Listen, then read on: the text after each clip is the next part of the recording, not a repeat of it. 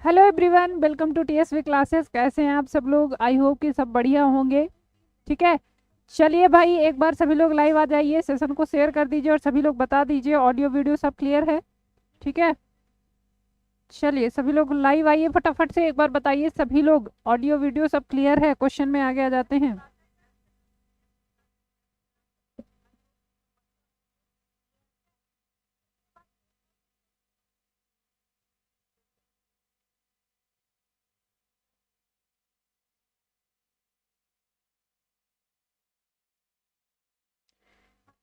चलिए बढ़िया, सभी को गुड मॉर्निंग, सभी को राधे राधे। चलिए पूनम यादव जी, दीपक जी, नेहा सिंह जी, सभी को गुड मॉर्निंग भाई, सभी को राधे राधे, सभी को राम राम। सब ठीक है, ऑडियो वीडियो सब क्लियर है, तो आगे बढ़ें क्वेश्चन में। बिना देरी के हम लोग अपने सेशन की शुरुआत करते हैं। आज का टॉपिक आपको जैसा कि दिख रहा है, आज है हमारा टॉपिक बेसिस ऑफ क्लासिफिकेशन। ठीक है, पूरे एनिमल किंगडम की बात करें तो किस आधार पर क्लासिफाई किया गया है, उसी के क्वेश्चंस आज हम लोग देखने वाले हैं। चलो भाई, रिवीजन हुआ है आप सभी लोगों का?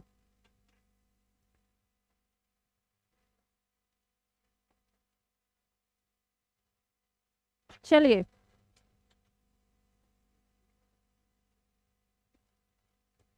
ठीक है, बेसिस ऑफ क्लासिफिकेशन आज का आपका टॉपिक है। एक बार सभी लोग बताइए। चलिए भाई, तो स्टार्ट करें बिना देरी के, अपने क्वेश्चन में आ जाते हैं। क्वेश्चन की सीरीज में आगे बढ़ेंगे और आज का हमारा टॉपिक है बेसिस ऑफ क्लासिफिकेशन। ठीक है भाई, बेसिस ऑफ क्लासिफिकेशन, इसमें हम लोग देखने वाले हैं क्वेश्चंस। चलिए तो शुरू करें। एक बार सेशन को शानदार तरीके से सब लोग शेयर करके आ जाइए फटाफट से।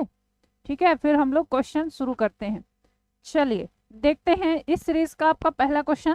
ये रहा आपकी स्क्रीन पर। चलो भाई, फर्स्ट ऑप्शन देखिए, सॉरी फर्स्ट क्वेश्चन देखिए।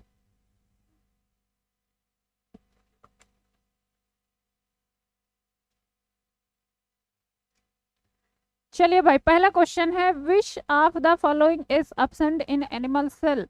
इनमें से आपको बताना है पशु कोशिका में निम्न में से कौन सा अनुपस्थित होता है। अच्छा, कल मैंने क्वेश्चंस करवाए थे, उसमें कुछ क्वेश्चंस बाइलिंगुअल नहीं थे। बड़े सारे बच्चों का एक ही बात आ रही थी, मैम बाइलिंगुअल करवाइए, मैम बाइलिंगुअल करवाइए। तो आज आपके सारे के सारे क्वेश्चन बाइलिंगुअल हैं, और आज आपके क्वेश्चन जैसे बाइलिंगुअल हैं। कल बहुत सारे लोग ना एक्सक्यूजेस दे रहे थे कि मैम बाइलिंगुअल नहीं है, इसी वजह से क्वेश्चन गलत हो रहे हैं।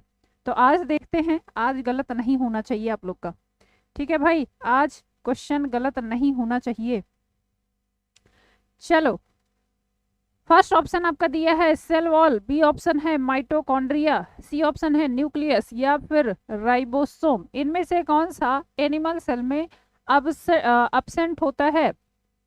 पशु कोशिका में निम्न में से कौन सा अनुपस्थित होता है? ठीक है, चलिए बताएंगे क्या होगा यहाँ पर राइट आंसर। तो जैसा कि पता है, बिल्कुल बहुत बढ़िया, ये बताएंगे कौन सा अनुपस्थित होता है। ठीक है, ये अनुपस्थित होता है आपकी कोशिका भित्ति, जिसको कहा जाता है क्या? Cell wall. क्यों भाई, सेल वॉल यहाँ पर क्या कहेंगे? एब्सेंट होता है। ऑप्शन ए आपका एकदम करेक्ट हो जाएगा। बहुत अच्छे, चलिए आगे बढ़ें नेक्स्ट क्वेश्चन में। अगला क्वेश्चन है, the body cavity derived from mesoderm is known as. ऐसी बॉडी कैविटी जो कि मीजोडर्म से बनती है, उसको किस नाम से जाना जाता है? ठीक है, चलिए बताएंगे। The body cavity derived from mesoderm is known as, किस नाम से जानते हैं? फर्स्ट ऑप्शन आपका दिया है, इसको हीमोसील कहा जाता है। बी ऑप्शन, इसको स्यूडोसील कहा जाता है। सी ऑप्शन है, इसको ट्रू सीलोम, वास्तविक सीलोम कहा जाता है, या फिर इसको ब्लास्टोसील की कैटेगरी में रखा जाता है। चलिए next question, question number second के लिए। ठीक, क्वेश्चन नंबर सेकंड के लिए चलिए आंसर करेंगे सभी लोग। The body cavity derived from mesoderm is known as, किस नाम से जाना जाता है? तो कहेंगे कि मैं मीजोडर्म से, जब क्या हो रहा है, मीजोडर्म से जब कोशिका सॉरी शरीर गुहा, या क्या कहेंगे, मीजोडर्म से जब बॉडी कैविटी बनती है, तो यही तो एक्चुअल सीलोम होता है। क्यों भाई, ट्रू सीलोम। चलो गौरव कुमार जी, स्वागत है सभी का। तो यहाँ पर बताएंगे ऑप्शन आपका हो जाएगा सी, वास्तविक सीलोम कहलाएगा। क्यों भाई, क्या कहलाएगा? वास्तविक सीलोम। 3 टाइप के आप एनिमल्स पढ़ते हो बॉडी कैविटी के आधार पर, है ना, बॉडी कैविटी के आधार पर 3 टाइप के एनिमल्स को पढ़ा जाता है। एक तो ऐसे एनिमल्स जिनमें सीलोम अब्सेंट होता है, कोई भी सीलोम वहां पर प्रेजेंट ही नहीं होता है ना, जिनको एसीलोमेट एनिमल्स के नाम से जाना जाता है। दूसरे वो एनिमल्स जिनमें सीलोम होता तो है बट वो एक्चुअल मीजोडर्म से ओरिजिनेट नहीं होता है। क्यों भाई, एक्चुअल मीजोडर्म से ओरिजिनेट नहीं होता है, ऐसे एनिमल्स कहलाते हैं फॉल्स स्यूडोसीलोम, है ना, या फिर स्यूडोसीलोम कह लीजिए। और तीसरे एनिमल्स होते हैं आपके ट्रू सीलोमिक एनिमल, जिनमें एक्चुअल में मीजोडर्म से उत्पन्न हुई कोशिका भित्ति हुई होती है, जिसको बॉडी कैविटी के नाम से भी जाना जाता है। ठीक है, तो यहाँ पर आपका राइट आंसर हो जाएगा ऑप्शन सी। क्लियर, यहाँ पर क्या हो जाएगा? राइट आंसर ऑप्शन सी हो जाएगा आपका करेक्ट आंसर। चलिए बढ़ते हैं नेक्स्ट क्वेश्चन। यहाँ पर आपको क्या है, एक प्रकार दिए हैं, एक साइड दिए हैं स्केलेटन के टाइप और दूसरे साइड किस में प्रेजेंट होता है वो बताना है। मैचिंग का क्वेश्चन है, चलिए फटाफट से बताएंगे। एक तरफ आपका क्या दिया है तो बताएंगे, एक तरफ आपका दिया है, देखिए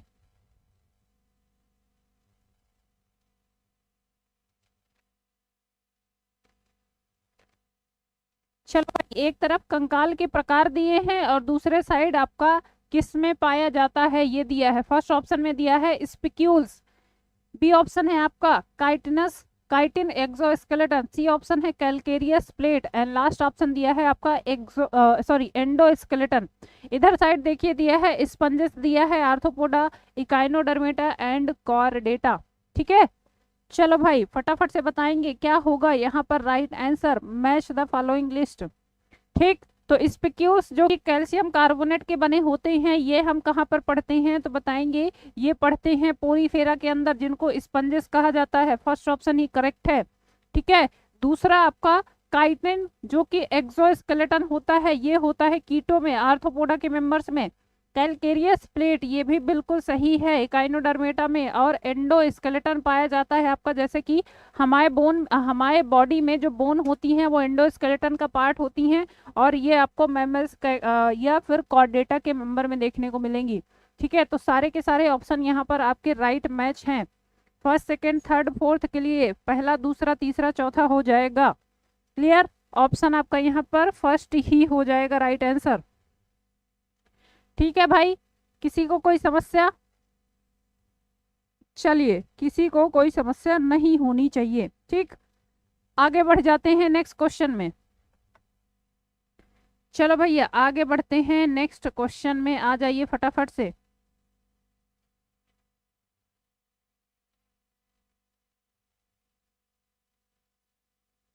चलिए अगला क्वेश्चन देखिए। क्वेश्चन दिया है which phylum is considered closest to chordates based on embryology and some adult feature. Question दिया है कि किस फाइला को भ्रूण विज्ञान व कुछ वयस्क लक्षणों के आधार पर कॉर्डेटा के सबसे निकट माना जाता है। ठीक है, चलिए बताएंगे नेक्स्ट क्वेश्चन। आगे आ जाइए, नेक्स्ट क्वेश्चन में बात करते हैं।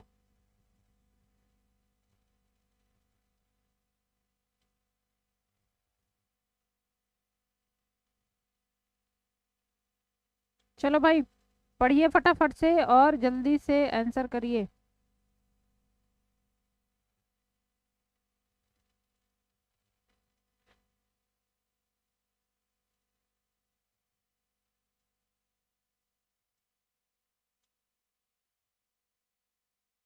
ठीक है, क्या होगा यहाँ पर आंसर बताएंगे फटाफट से।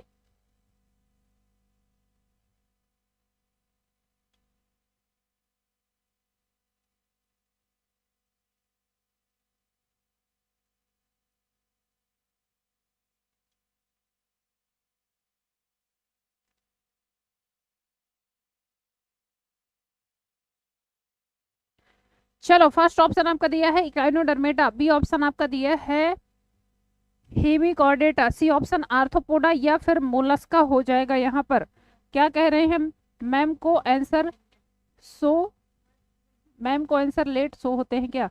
अच्छा जी,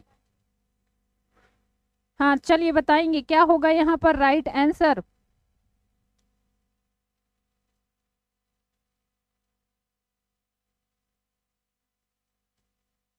चलिए भाई, कौन सा राइट आंसर हो जाएगा, एक बार सभी लोग फटाफट से बता दीजिए।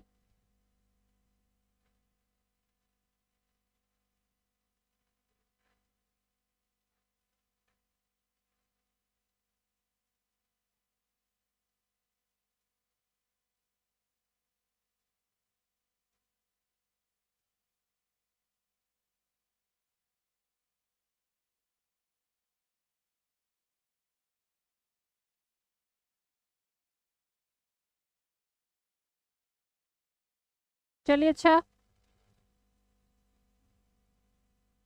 ठीक है भाई, आते हैं आंसर में। ठीक है, क्या होगा यहाँ पर right answer? Which phylum is considered closest to chordates based on embryology and some adult feature. किस फाइला को भ्रूण विज्ञान व कुछ वयस्क लक्षणों के आधार पर कॉर्डेटा के सबसे निकट माना जाता है? फर्स्ट ऑप्शन आपका दिया है हेमिकॉर्डेटा, अच्छा इकाइनोडर्मेटा, बी ऑप्शन है आपका हेमिकॉर्डेटा, सी ऑप्शन है आपका आर्थ्रोपोडा, एंड लास्ट ऑप्शन आपका दिया है मोलस्का। बिल्कुल, तो यहाँ पर क्या हो जाएगा, सबसे क्लोजेस्ट आपका कौन सा है, बताएंगे कि ये है आपका हेमिकॉर्डेटा। क्यों भाई, सबसे क्लोजेस्ट इसी के लक्षण देखने को मिलेंगे। चलिए नेक्स्ट क्वेश्चन देखेंगे। Which structure is homologous across molluscs and annelids suggesting A common ancestry. Question दिया है कौन सी संरचना मोलस्का और एनिलिडा में होमोलॉगस है, जो समान पूर्वज का संकेत करती है। ठीक है, फर्स्ट ऑप्शन आपका दिया है मेंटल, बी ऑप्शन है ट्रोकोफोर लार्वा का प्रेजेंट होना, सी ऑप्शन रेडुला का प्रेजेंट होना, या फिर जॉइंटेड अपेंडेजेस का प्रेजेंट होना। चलिए भाई नेक्स्ट क्वेश्चन में आ जाइए। ठीक है, नेक्स्ट क्वेश्चन,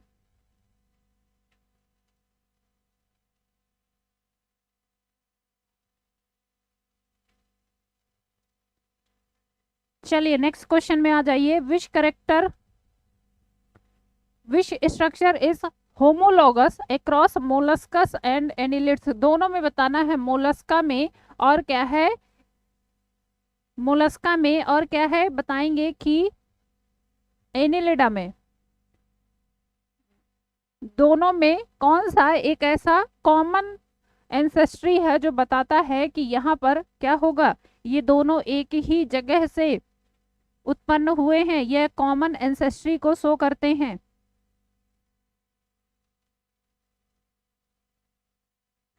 ठीक है,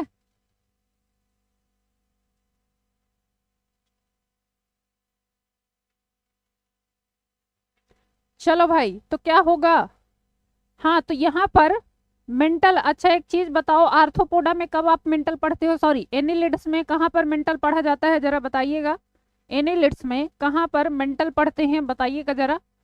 यहाँ पर क्या हो जाएगा, इनमें लार्वा का प्रेजेंट होना, जो कि होता है ट्रोकोफोर लार्वा। ठीक है, ट्रोकोफोर लार्वा का पाया जाना संकेत करता है कि ये कॉमन एंसेस्ट्री से हैं। ठीक, ऑप्शन यहाँ पर बी होगा। मेंटल तो दोनों में होता है, पाइला में भी यूनियो में भी।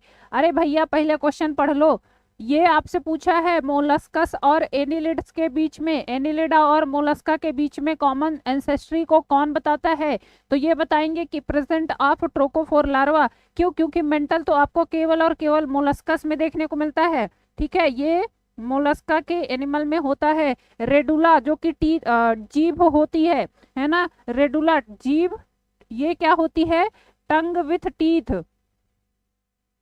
टंग विथ टीथ है ना भाई, जिसमें क्या है, एक ऐसी जीभ जिसमें क्या है, दांत प्रेजेंट हैं। और ये भी आपको कहाँ पर देखने को मिलेगा, तो ये देखने को मिलता है आपके केवल और केवल ये मोलस्कस में ही। जॉइंटेस अपेंडेजेस आपको देखने को मिलती हैं आर्थ्रोपोडा में, तो ये भी ध्यान रखेंगे। यहाँ पर जो कॉमन एंसेस्ट्री को शो करता है दैट, ये आपका हो जाएगा क्या, तो बताएंगे ये है प्रेजेंस ऑफ ट्रोकोफोर लार्वा। ठीक है, ट्रोकोफोर लार्वा का प्रेजेंट होना ये सजेस्ट करता है कॉमन एंसेस्ट्री को। क्लियर, ऑप्शन आपका बी हो जाएगा यहाँ पर राइट आंसर। चलिए आगे बढ़ते हैं। Next question, which structure is homologous across molluscs and, अच्छा ये सेम क्वेश्चन हो गया, ऑप्शन आपका यहाँ पे बी हो जाएगा, ट्रोकोफोर लार्वा का पाया जाना। ठीक है, आगे बढ़ते हैं। Which morphological innovation in arthropods facilitates terrestrial conquest and is taxonomically significant. Question दिया है आपका कि आर्थ्रोपोड्स में कौन सा रूपात्मक नवाचार स्थलीय उपनिवेश में सहायक और वर्गीकरणीय रूप से महत्वपूर्ण रहा है, कौन से करेक्टर हैं जो पाए गए हैं। ठीक, तो फर्स्ट ऑप्शन दिया है आपका मेंटल एंड फूट का पाया जाना, बी ऑप्शन दिया है एक्सोस्केलेटन एंड जॉइंटेस अपेंडेजेस का पाया जाना, उसके साथ साथ रेस्पिरेटरी मॉडिफिकेशंस जैसे कि बुक लंग्स और ट्रैकिया का पाया जाना। ठीक है, नेक्स्ट क्वेश्चन आपका दिया है नोटोकार्ड का प्रेजेंट होना या फिर कॉइनोसाइट्स का प्रेजेंट होना। चलो भाई नेक्स्ट क्वेश्चन, क्वेश्चन नंबर 7 के लिए बताएंगे, क्वेश्चन नंबर 7 के लिए बताएंगे। क्वेश्चन आपसे पूछा है कि कौन से ऐसे गुण हैं या कौन से ऐसे मार्फोलॉजिकल इनोवेशन हैं जो कि एनिलिडा के बाद डेवलप हुए हैं, किसमें, आर्थ्रोपोड्स में, और आर्थ्रोपोड में ये देखने को मिला है जिसकी वजह से ये कहाँ पर रह सकते हैं, स्थलीय आवास में भी, है ना भाई, स्थलीय आवास में भी ये आराम से रह सकते हैं। ठीक है, चलिए तो ये हो जाएगा, बिल्कुल सही जा रहे हैं सारे लोग, ये ऑप्शन बी के साथ जाएंगे, है ना, क्यों, क्योंकि यहाँ पर आपने पढ़ा क्या हो जाएगा, इनमें जो एक्सोस्केलेटन का पाया जाना, एक्सोस्केलेटन का पाया जाना, उसके साथ साथ इनमें जो जॉइंटेस अपेंडेजेस पाई जाती हैं वो इनको क्या करती हैं, वो इनको भागने दौड़ने या फिर किसी भी चीज से जैसे पेड़ पौधों में या फिर दीवालों में चढ़ने में हेल्प करती हैं, मेनली कह सकते हैं मूवमेंट में। रेस्पिरेटरी मॉडिफिकेशन भी आपको अलग अलग देखने को मिल जाएंगे, जैसे कि बुक लंग्स आपको देखने को मिलते हैं स्कॉर्पियन वगैरह में, है ना, बहुत सारे कीटों में ट्रैकिया भी आपको देखने को मिलती है। तो मेन रीजन यही हो जाएगा आपका। ठीक है, ऑप्शन बी यहाँ पर आपका राइट आंसर हो जाएगा। क्लियर, ऑप्शन बी यहाँ पर आपका राइट आंसर हो जाएगा। चलो भाई, कोई दिक्कत किसी को? चलिए आगे बढ़ते हैं नेक्स्ट क्वेश्चन में। Which of the following is the best character of separate Cnidaria into classes. कह रहे हैं कि कौन सा लक्षण निडेरिया को वर्गों में विभाजित करने के लिए सबसे अच्छा है।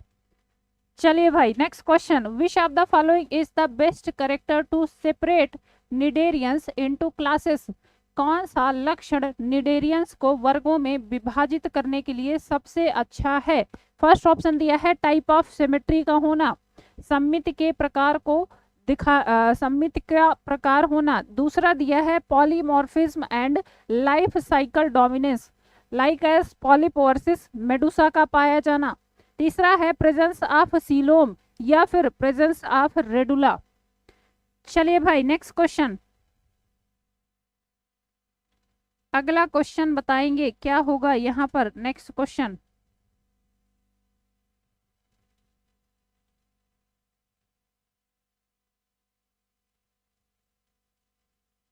किस आधार पर इनको अलग अलग किया गया है।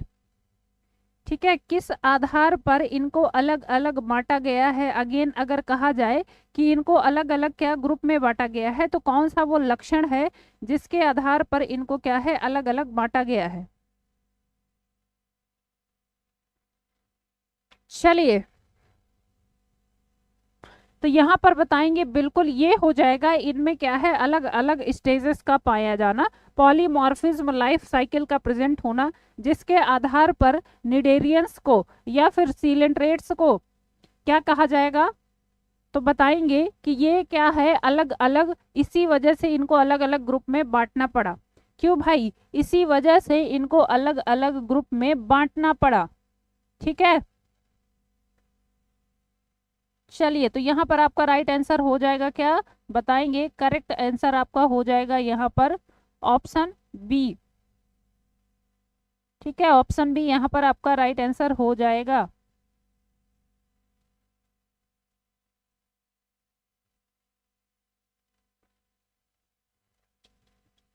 क्यों, क्योंकि इनमें आप पढ़ते हो ना, चलिए इनमें पढ़ते हैं कि क्लास डिस्टिंक्शंस जो पढ़ते हैं, जैसे कि बात कर लें हाइड्रोजोआ की, स्काइफोजोआ की, एंथ्रोजोआ की, इन सब का जो डोमिनेंस और स्ट्रक्चर है वो पॉलीमॉर्फिज्म पे डिपेंड करता है, पॉलिप और मेडुसा स्टेज पर देखने को मिलता है।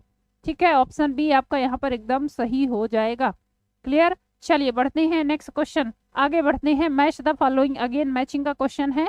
फर्स्ट ऑप्शन इसका दिया है स्क्लेरिट्स, इधर दिया है क्यूटिकल, मेंटल एंड टेगुमेंट का प्रेजेंट होना, इधर दिया है इंसेक्ट में, निमेटोड्स में, मोलस्कस में और या फिर प्लेटीहेल्मिन्थीस में। चलिए आगे 9th के लिए, क्वेश्चन नंबर 9 के लिए मैच का क्वेश्चन है, अगेन बताएंगे। ठीक है, मैचिंग का क्वेश्चन है, अगेन ऑप्शन आपके पास है। स्क्लेरिट्स कहाँ पर देखने को मिलते हैं, तो ये बिल्कुल इंसेक्ट में ही देखने को मिलता है। अच्छा एक मिनट, चलिए बताएंगे स्क्लेरिट्स कहाँ पर देखने को मिलता है, इंसेक्ट में। क्यूटिकल लेयर कहाँ पर होती है, तो बताएंगे निमेटोड्स में ही होती है। क्यों भाई, मेंटल बिल्कुल मोलस्का में होता है और टेगुमेंट भी यहाँ पर प्लेटीहेल्मिन्थीस में होता है। Already match. हाँ, आज आप लोग से ज्यादा मेहनत नहीं करवाई जा रही है ना, आज आप लोगों से ज्यादा मेहनत नहीं करवाई जा रही है। मेंटल मिला तो मोलस्का, हाँ ऑप्शन यहाँ पर आपका बिल्कुल हो जाएगा राइट आंसर। क्लियर, यहाँ पर आपका राइट आंसर हो जाएगा ऑप्शन ए। चलिए 1 2 3 4 यहाँ पर एग्जैक्ट मैच है सभी के लिए। आगे बढ़ते हैं नेक्स्ट क्वेश्चन, अगेन देखिए कॉलम फर्स्ट को कॉलम सेकंड से मैच करना है। चलो भैया कॉलम फर्स्ट को कॉलम सेकंड से मैच करना है, फटाफट से मैच कर लीजिए। पहला दिया है डिप्लोब्लास्टिक एनिमल, दूसरा दिया है ट्रिप्लोब्लास्टिक, तीसरा सीलोमेट या फिर एसीलोमेट, उधर दिया है 3 germ layers, no mesoderm, true coelom या फिर नो बॉडी कैविटी। चलो भैया नेक्स्ट क्वेश्चन, क्वेश्चन नंबर नहीं है, बस मैच करिए फटाफट से। ठीक है, match the following list, diploblastic, triploblastic, coelomate और एसीलोमेट, यहाँ पर आपको राइट आंसर बताना है 10th के लिए। चलो नेक्स्ट क्वेश्चन, तो डिप्लोब्लास्टिक एनिमल्स क्या होते हैं, डिप्लोब्लास्टिक एनिमल्स, इनमें कोई भी सीलोम नहीं होता है, या कह सकते हैं कि इनमें मीसोडर्म भी नहीं होती है ना। ट्रिप्लोब्लास्टिक एनिमल 3 जर्म लेयर देखने को मिलते हैं, सीलोमेट्स ट्रू सीलोम पाए जाते हैं और एसीलोमेट मतलब कोई भी बॉडी कैविटी नहीं होती है ना भाई। तो ए के लिए सेकंड, बी के लिए फर्स्ट, सी के लिए आपका थर्ड हो जाएगा और डी के लिए ऑप्शन आपका 4 हो जाएगा। ठीक है, अगेन इसमें आपका राइट आंसर हो जाएगा ऑप्शन ए। क्यों भाई, अगेन ऑप्शन ए आपका यहाँ पर राइट आंसर हो जाएगा। क्लियर है, नो सीलोम, हाँ बिल्कुल नो सीलोम का प्रेजेंट होना, दैट मीन्स कि ये कहलाएगा क्या, ए सीलोमेट। क्लियर है, ऑप्शन यहाँ पर ए हो जाएगा राइट आंसर। चलिए नेक्स्ट क्वेश्चन देखिए, विच character differentiate Hemichordata from true chordates, कौन सा ऐसा करेक्टर है जो कि हेमिकॉर्डेटा को सच्चे कॉर्डेटा से अलग करता है। क्वेश्चन नंबर 11 के लिए, चलिए क्वेश्चन नंबर 11 के लिए बताना है। ठीक है भाई बताइए।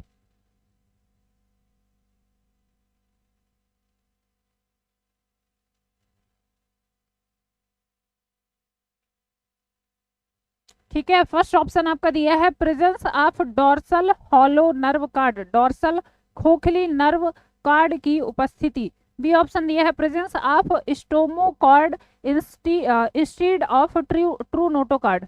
सी ऑप्शन है पेयर्ड अपेंडेजेस का पाया जाना या फिर रेडियल सिमेट्री का पाया जाना। क्या होगा क्वेश्चन नंबर 11 के लिए, कौन सा एक ऐसा करेक्टर है जो कि हेमिकॉर्डेटा को अलग करता है किससे, जो एक्स कॉर्डेटा है ना भाई, एक्चुअल कॉर्डेटा है, बताएंगे फटाफट से। बिल्कुल, तो यहाँ पर बताएंगे प्रेजेंस ऑफ क्या, स्टोमोकार्ड इंस्टीड ऑफ ट्रू नोटोकार्ड, और ये करेक्टर आपको देखने को मिलता है कहाँ पर, बताएंगे ये हेमिकॉर्डेटा में आपको देखने को मिलेगा। क्लियर, कहाँ पर बताएंगे, बिल्कुल बहुत बढ़िया, ऑप्शन आपका बी हो जाएगा यहाँ पर राइट आंसर। ठीक, चलिए नेक्स्ट क्वेश्चन देखते हैं, which organ system first become complex enough to be used in higher level classification. अगला क्वेश्चन, चलिए फर्स्ट ऑप्शन दिया है आपका circulatory and excretory system, B option है स्किन कलराइजेशन, सी ऑप्शन है बॉडी लेंथ या फिर लोकोमोशन की स्पीड। चलो भाई, कौन सा लक्षण दिया है, कौन सा अंग तंत्र पहला इतना जटिल हो जाता है कि उच्च स्तर के वर्गीकरण के लिए उपयोगी माना गया है। चलिए भाई जल्दी से बताएंगे क्या होगा यहाँ पर राइट आंसर। ठीक है,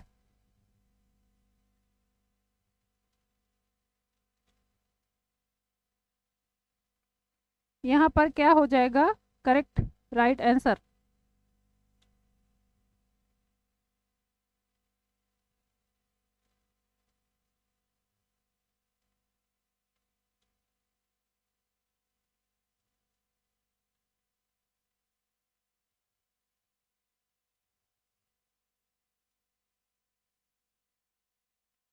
ठीक है, क्या हो जाएगा क्वेश्चन नंबर 12 के लिए, which organ system first become complex enough to be used in higher level classification.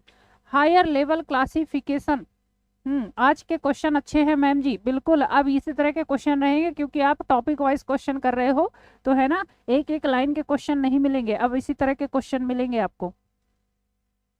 चलिए भाई बताएंगे क्या होगा यहाँ पर राइट आंसर, क्या बता रहे हैं आप लोग।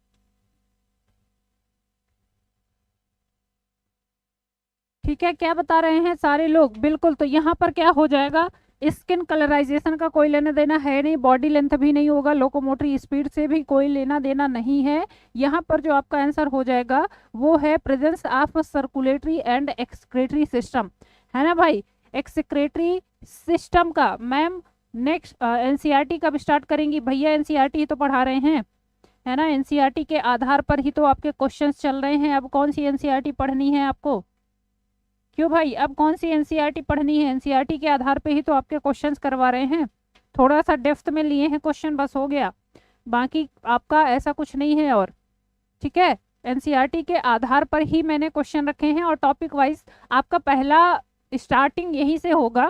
जो आप एनिमल किंगडम पढ़ोगे उसका बेसिस क्या है, किस आधार पर एनिमल किंगडम को अलग अलग ग्रुप में बांटा गया है।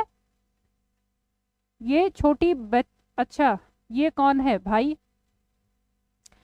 चलिए अच्छा, तो यहाँ पर ध्यान रखिएगा अलग अलग टॉपिक जो आपके बटे हैं उसी का बेसिस है और ये शुरुआत हो रही है। इसके बाद हम एनिमल किंगडम में एंटर करेंगे और वहीं पर देखेंगे जो भी क्वेश्चंस आपके आएंगे टॉपिक वाइज। ठीक है, तो एनसीईआरटी बेस्ड पर ही, लेकिन लेवल आपका रहेगा टीजीटी पीजीटी लेवल का, पीजीटी लेवल के भी क्वेश्चन रहेंगे, मीडियम टू मॉडरेट क्वेश्चन रहेंगे। ठीक, चलो यहाँ पर ऑप्शन ए हो जाएगा आपका राइट आंसर। नेक्स्ट क्वेश्चन देखते हैं, which character mostly clearly indicates an animal is a deuterostome rather than a protostome. आगे बढ़ेंगे, फर्स्ट ऑप्शन है आपका presence of exoskeleton, B option है hollow dorsal nerve cord and enterocoely, C option है jointed appendages का पाया जाना या फिर रेडुला। अगला क्वेश्चन दिया है, कौन सा लक्षण स्पष्ट रूप से दर्शाता है कि कोई जीव प्रोटोस्टोम नहीं बल्कि ड्यूट्रोस्टोम है। ठीक है, चलिए जल्दी से बताएंगे इनमें से क्या होगा राइट आंसर। ठीक है, क्वेश्चन नंबर 13 के लिए, विच character most clearly indicates and animal is a deuterostome rather than a protostome. कौन सा करेक्टर बताता है कि यहाँ पर कोई भी एनिमल जो है वो क्या है, प्रोटोस्टोम नहीं है बल्कि यहाँ पर वो ड्यूट्रोस्टोम है। तो बताएंगे कि पहली बात तो उसमें क्या है, हॉलो नर्व कॉर्ड का पाया जाना, और दूसरा है कि वो अगर क्या है, वो अगर क्या है ड्यूट्रोस्टोम है तो वहां पर इंटीरोसेलोम का पाया जाना। ठीक है, ये आपको दर्शाता है कि वो ड्यूट्रोस्टोम है ना कि प्रोटोस्टोम। क्यों, क्योंकि प्रोटोस्टोम में सबसे पहले ब्लास्टोपोर से माउथ बनता है ना, उसके बाद क्या होगा, एनस बनेगा। तो यहाँ पर आपका राइट ऑप्शन हो जाएगा ऑप्शन बी। क्लियर है, option B is the right answer. चलिए नेक्स्ट क्वेश्चन देखते हैं, which of these development modes would make homology assessment of adult structures more difficult. चलो भैया, इनमें से कौन सा विकल्प सॉरी इनमें से कौन सा विकास मोड वयस्क संरचनाओं के होमोलॉजी आकलन को कठिन बनाता है? फर्स्ट ऑप्शन आपका दिया है डायरेक्ट डेवलपमेंट, कोई भी लार्वल कंडीशन नहीं होगी, ठीक है। बी ऑप्शन आपका दिया है extreme Metamorphosis with radically different larval and adult morphologies. तीसरा दिया है minor morphological change during ontogeny and last आपका दिया है ग्रेजुअल ग्रोथ विदाउट मेटामॉर्फोसिस। चलिए क्वेश्चन नंबर 14 के लिए, इनमें से कौन सा विकास मोड वयस्क संरचनाओं के होमोलॉजी आकलन को कठिन बनाता है? ठीक है, मतलब और एक्सट्रीम कंडीशन में ये आपको देखने को मिलेगा। क्या हो जाएगा भाई, क्या हो जाएगा राइट आंसर यहाँ पर? तो बिल्कुल ये बताएंगे कि व्यापक मेटामॉर्फोसिस में लार्वा व वयस्क संरचनाओं का संबंध बताना कठिन हो जाता है। कई दफा ऐसा होता है कि जो डिफरेंस होते हैं लार्वल और एडल्ट स्टेज में, वो क्या है, वो काफी ज्यादा महत्वपूर्ण हो जाता है और ये बताना भी क्या है, काफी व्यापक हो जाता है मेटामॉर्फोसिस के दौरान पर खासकर, है ना। कब, जब मेटामॉर्फोसिस मतलब कायांतरण हो रहा होता है, तो उस समय ये बताना थोड़ा सा मुश्किल हो जाता है। क्यों भाई? चलिए तो यहाँ पर बिल्कुल ऑप्शन बी हो जाएगा सभी का राइट आंसर, ऑप्शन बी, ठीक है। चलिए ऑप्शन बी आपका राइट आंसर हो जाएगा। क्लियर? चलिए नेक्स्ट क्वेश्चन पे आते हैं। Which of the following is a derived feeding adaptation in Mollusca? Mollusca में कौन सा व्युत्पन्न भोजन अनुकूलन है? फर्स्ट ऑप्शन आपका दिया है रेडुला में, बी ऑप्शन है क्वाइनोसाइट्स में, सी ऑप्शन फ्लेम सेल्स का प्रेजेंट होना या फिर मालपीघियन ट्यूब्यूल्स का प्रेजेंट होना।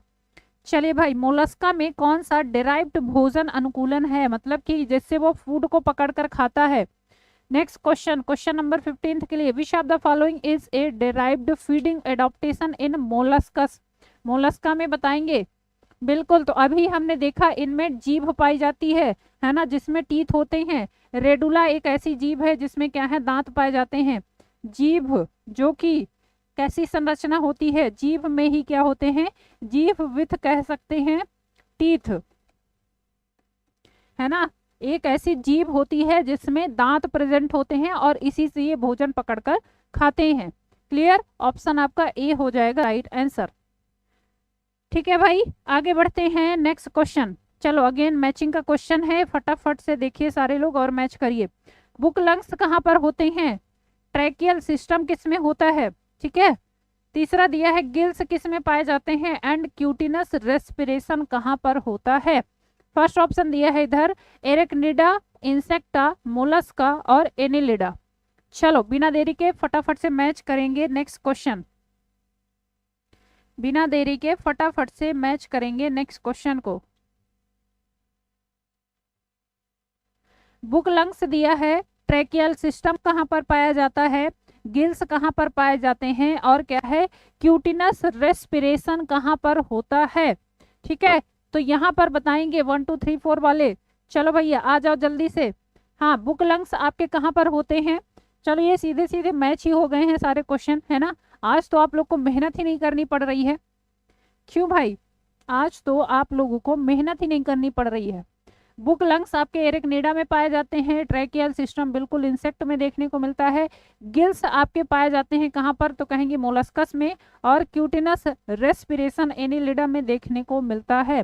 फर्स्ट सेकंड थर्ड फोर्थ हो जाएगा क्लियरली, है ना। मैच के पहले ही मैच है, क्या करूं, कुछ नहीं, बढ़िया है, आराम करो, है ना। आज तो मजा आ रही होगी कि अरे वाह मैम, जितने भी मैचिंग वाले क्वेश्चन हैं सारे के सारे मैच हैं, है ना। तब तक हम रेस्ट कर ले रहे हैं।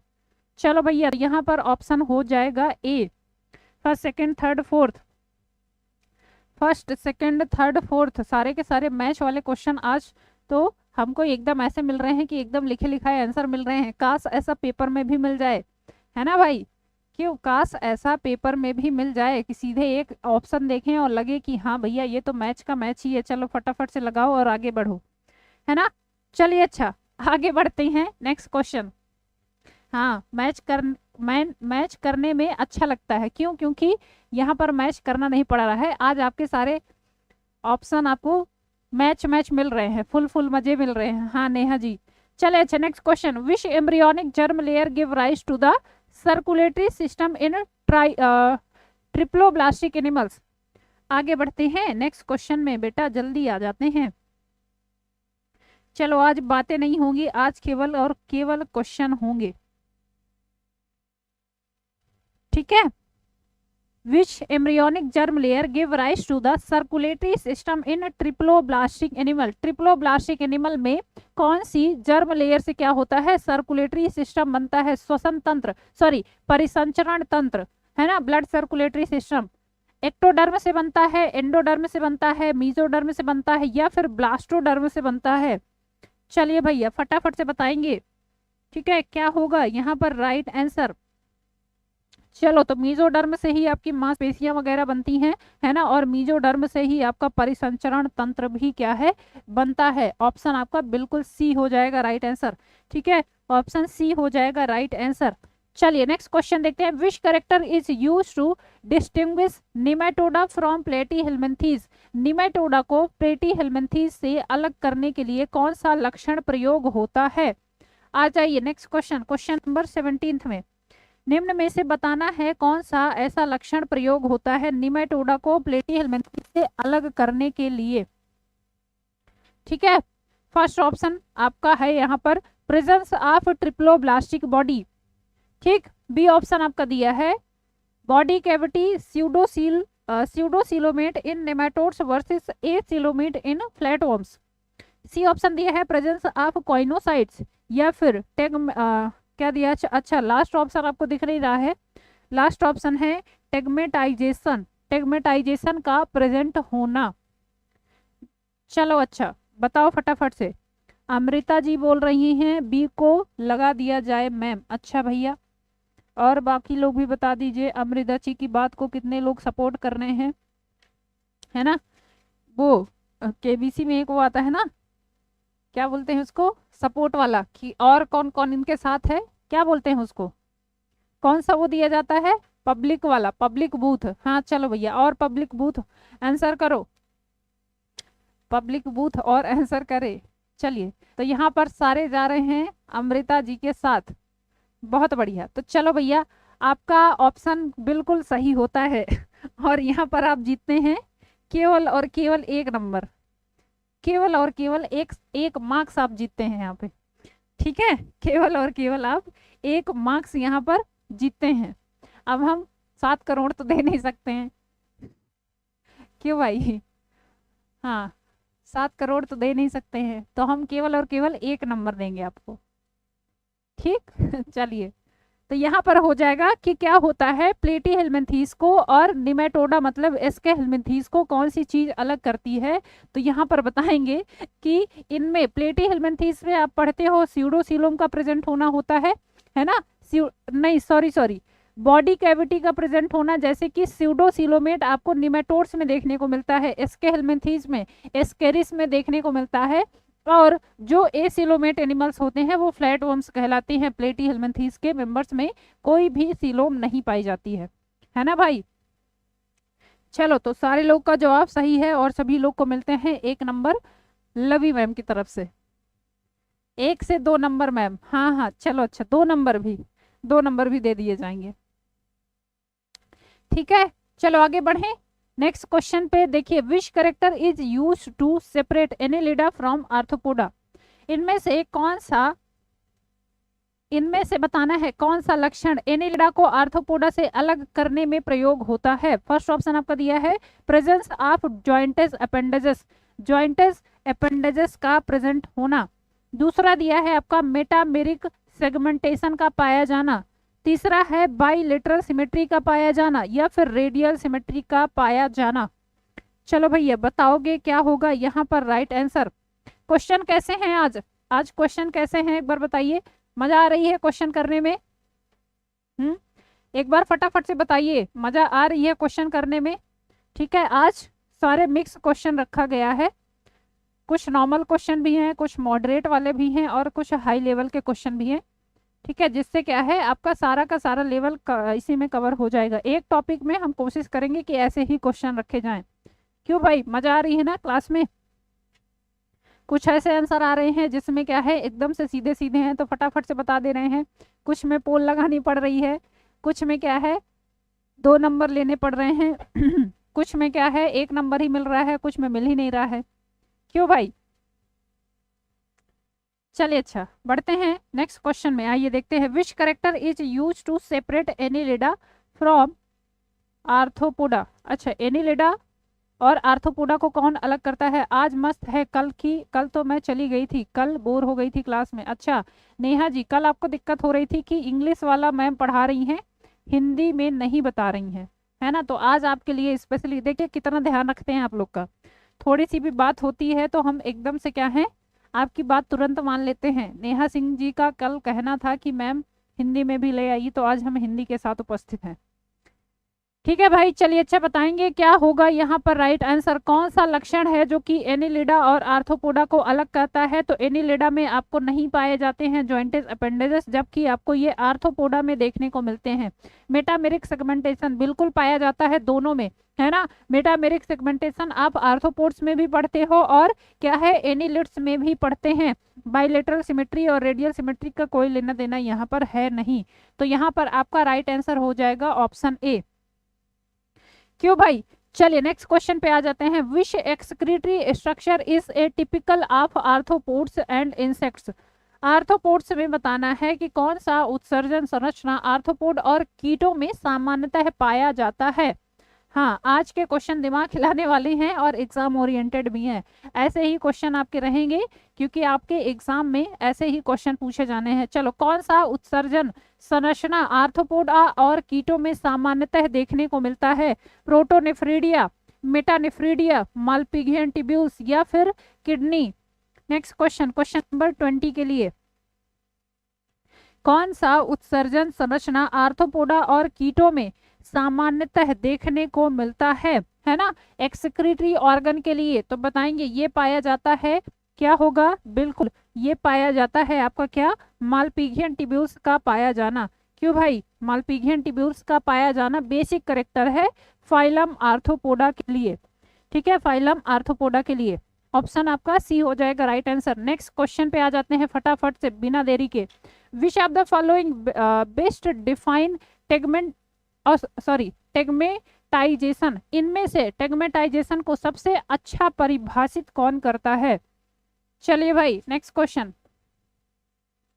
ठीक है, आगे बढ़ते हैं। फर्स्ट ऑप्शन आपका दिया है division of body into repeating identical segments, क्या इसको टेगमेटाइजेशन कहा जाता है? बी ऑप्शन दिया है आपका fusion of segments into functional units, जैसे कि हेड, थोरेक्स और एब्डोमेन में ये विभाजित हो जाता है। तीसरा दिया है लॉस ऑफ सेगमेंटेशन या फिर डेवलपमेंट ऑफ रेडियल सिमेट्री।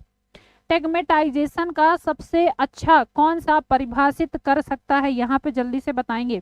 ठीक है, टेगमेटाइजेशन का मतलब क्या होता है? ठीक है भाई, जल्दी से बताएंगे क्या होगा राइट आंसर।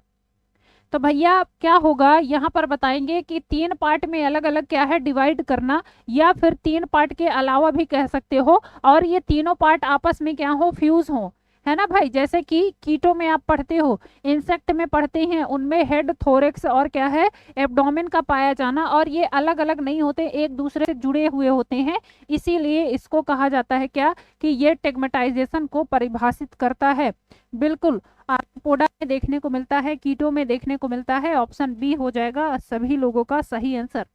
ठीक है, ऑप्शन बी आपका राइट आंसर हो जाएगा। क्लियर? चलिए नेक्स्ट क्वेश्चन देखते हैं। Which of the following is used to distinguish between different phyla of invertebrates? Next question आ जाइए। इनवर्टिब्रेट फाइला को अलग करने के लिए निम्न में से क्या प्रयोग होता है? आ जाइए नेक्स्ट क्वेश्चन। फर्स्ट ऑप्शन दिया है मोड ऑफ रिप्रोडक्शन ओनली, केवल और केवल प्रजनन का तरीका।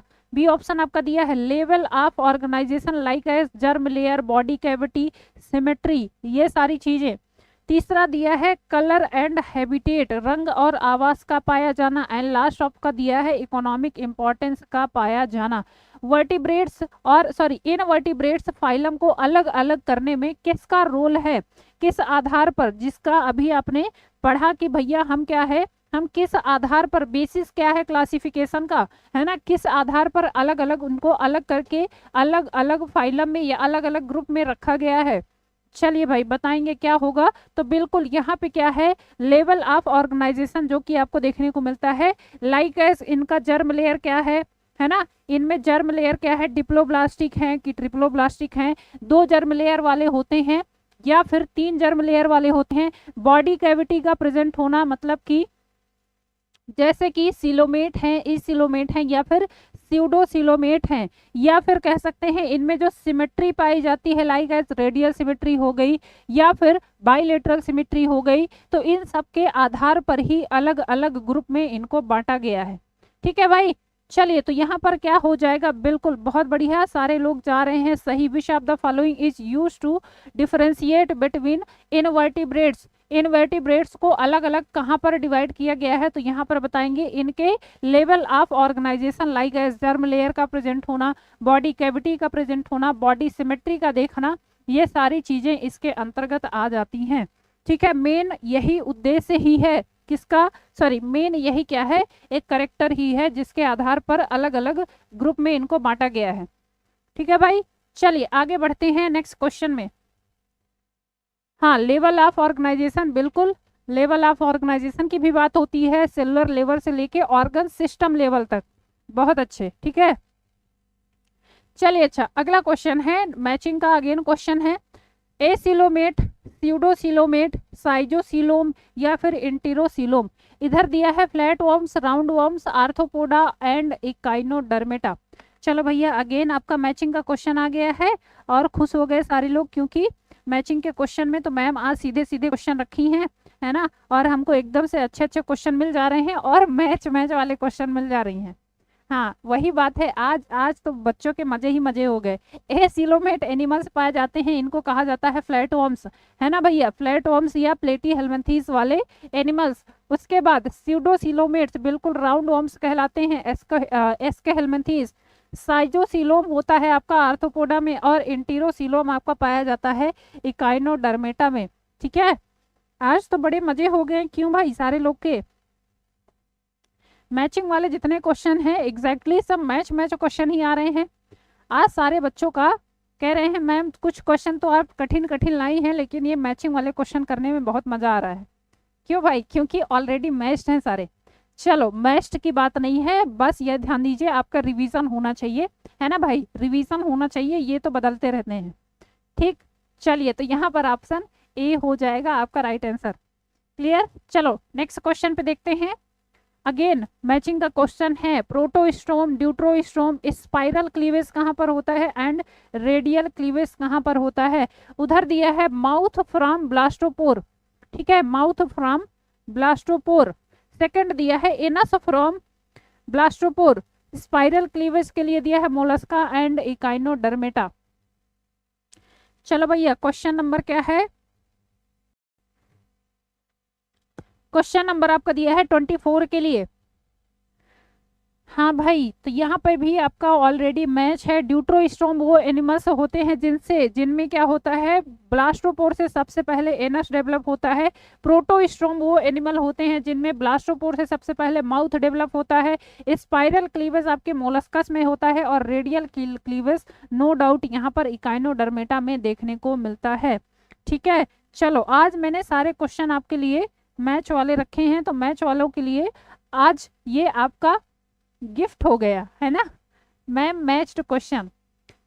अब लगाइएगा, देखो भैया क्वेश्चंस जो पीपीटी में आ गए हो गए हैं,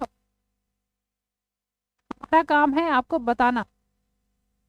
नहीं दूंगी मैच वाले क्वेश्चन का आंसर, सब मैच है तो क्या करूं मैं। हाँ भाई, तो ठीक है, अच्छी बात है ना, कुछ क्वेश्चन भी ऐसे आए ताकि आपको लगे कि वाह पेपर में भी ऐसे क्वेश्चन आएंगे, आराम मिल जाएगा थोड़ी देर के लिए, है ना। चलो नेक्स्ट क्वेश्चन देखते हैं। Which phylum shows metameric segmentation of the body plan with true coelom and closed circulatory system. Question दिया है कि कौन सा संघ मेटामेरिक खंडन, सच्चा सीलोम और बंद परिसंचरण तंत्र को दर्शाता है। ये सारे करेक्टर किसके हैं, आवाज रुक रुक के आ रही है। अरे भैया ऐसा मत करो, आवाज काहे रोक दे रहे हैं।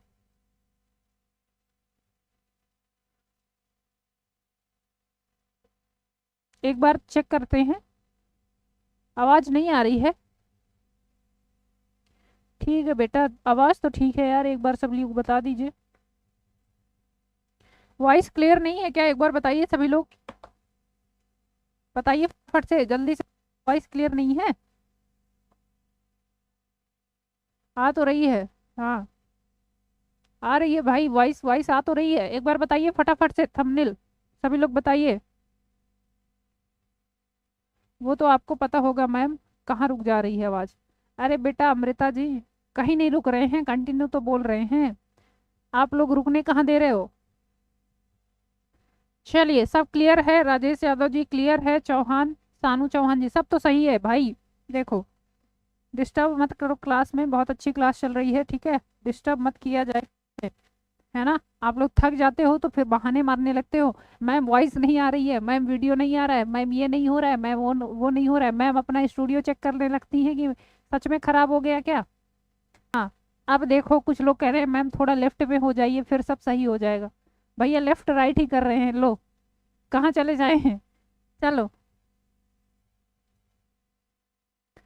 आगे बढ़े नेक्स्ट क्वेश्चन में, बीच बीच में कट रही थी मैम, अब ठीक है, ठीक है चलो भैया क्लियर है सब, कोई दिक्कत कोई परेशानी नहीं होनी चाहिए। चलो अब सही है, चलो आ जाओ फिर फटाफट से नेक्स्ट क्वेश्चन में।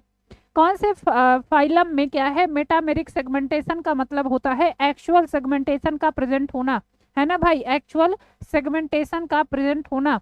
उसके अलावा यहाँ पर बॉडी प्लान कैसा है, ट्रू सिलोमिक है, दैट मीन्स कि ये सिलोमेट एनिमल में आएगा, और क्लोज टाइप का सर्कुलेटरी सिस्टम, ये सारे लक्षण आपको दिखाई दे रहे हैं किसके, एनिलिडा के, है ना भाई। किसके लक्षण है तो बताएंगे मैम, ये सारे के सारे लक्षण हैं एनिलिडा के।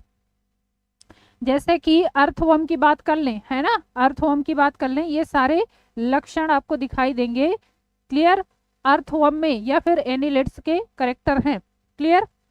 आगे बढ़ते हैं next question, which of the following is the primary reason for using embryological character in classification.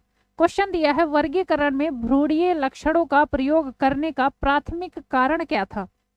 चलो आ जाओ नेक्स्ट क्वेश्चन में, they are easy to observe, कहा जा रहा है कि ये क्या है, ऑब्जर्व करने के लिए आसान था। नेक्स्ट क्वेश्चन दिया है, they are less influenced by environment and more conserved, ये पर्यावरण से कम प्रभावित होते हैं और अधिक संरक्षित रहते हैं, ठीक है। नेक्स्ट दिया है, दे चेंज रैपिडली, ये तेजी से बदलते हैं। एंड लास्ट आपका दिया है, दे कोरिलेट विथ अडल्ट कलराइजेशन, वयस्क रंग के साथ ये संबंध रखते हैं। क्वेश्चन दिया है, एम्ब्रियोनिक करेक्टर क्यों क्लासिफिकेशन के लिए यूज किए गए हैं। चलो भैया, एम्ब्रियोनिक करेक्टर क्यों यूज किए गए हैं, तो बिल्कुल भैया एम्ब्रियोनिक करेक्टर की बात हो रही है, मतलब कि जीन्स के लेवल पे बात हो रही है ना, एम्ब्रियो में मतलब जीन्स के लेवल पे बात हो रही है, तो ये बाहर के वातावरण से कम क्या होगा, कम मैच होगा, जिसके आधार पर कह सकते हैं they are less influenced by environment and more conserved. क्यों भाई, ये बाहर के इन्वायरमेंट से क्या होगा, कम इन्फ्लुएंस्ड होगा, और इन्वायरमेंट से ये सिक्योर भी रहेगा, कंजर्व भी रहेगा, क्लियर है। तो ऑप्शन आपका यहाँ पर बी हो जाएगा। चले भाई आगे, आगे बढ़ते हैं नेक्स्ट क्वेश्चन। अगला क्वेश्चन है, which feature indicates an evolutionary advance from A coelomate to coelomate condition. Acoelomate से सिलोमेट स्थिति में विकासात्मक उन्नति का संकेत कौन सा देता है। चलो भैया, फर्स्ट ऑप्शन दिया है loss of mesoderm, B option है development of mesoderm and body cavity lined by it, तीसरा दिया है अब्सेंस ऑफ ऑर्गन्स या फिर presence of coenocyte. Next question,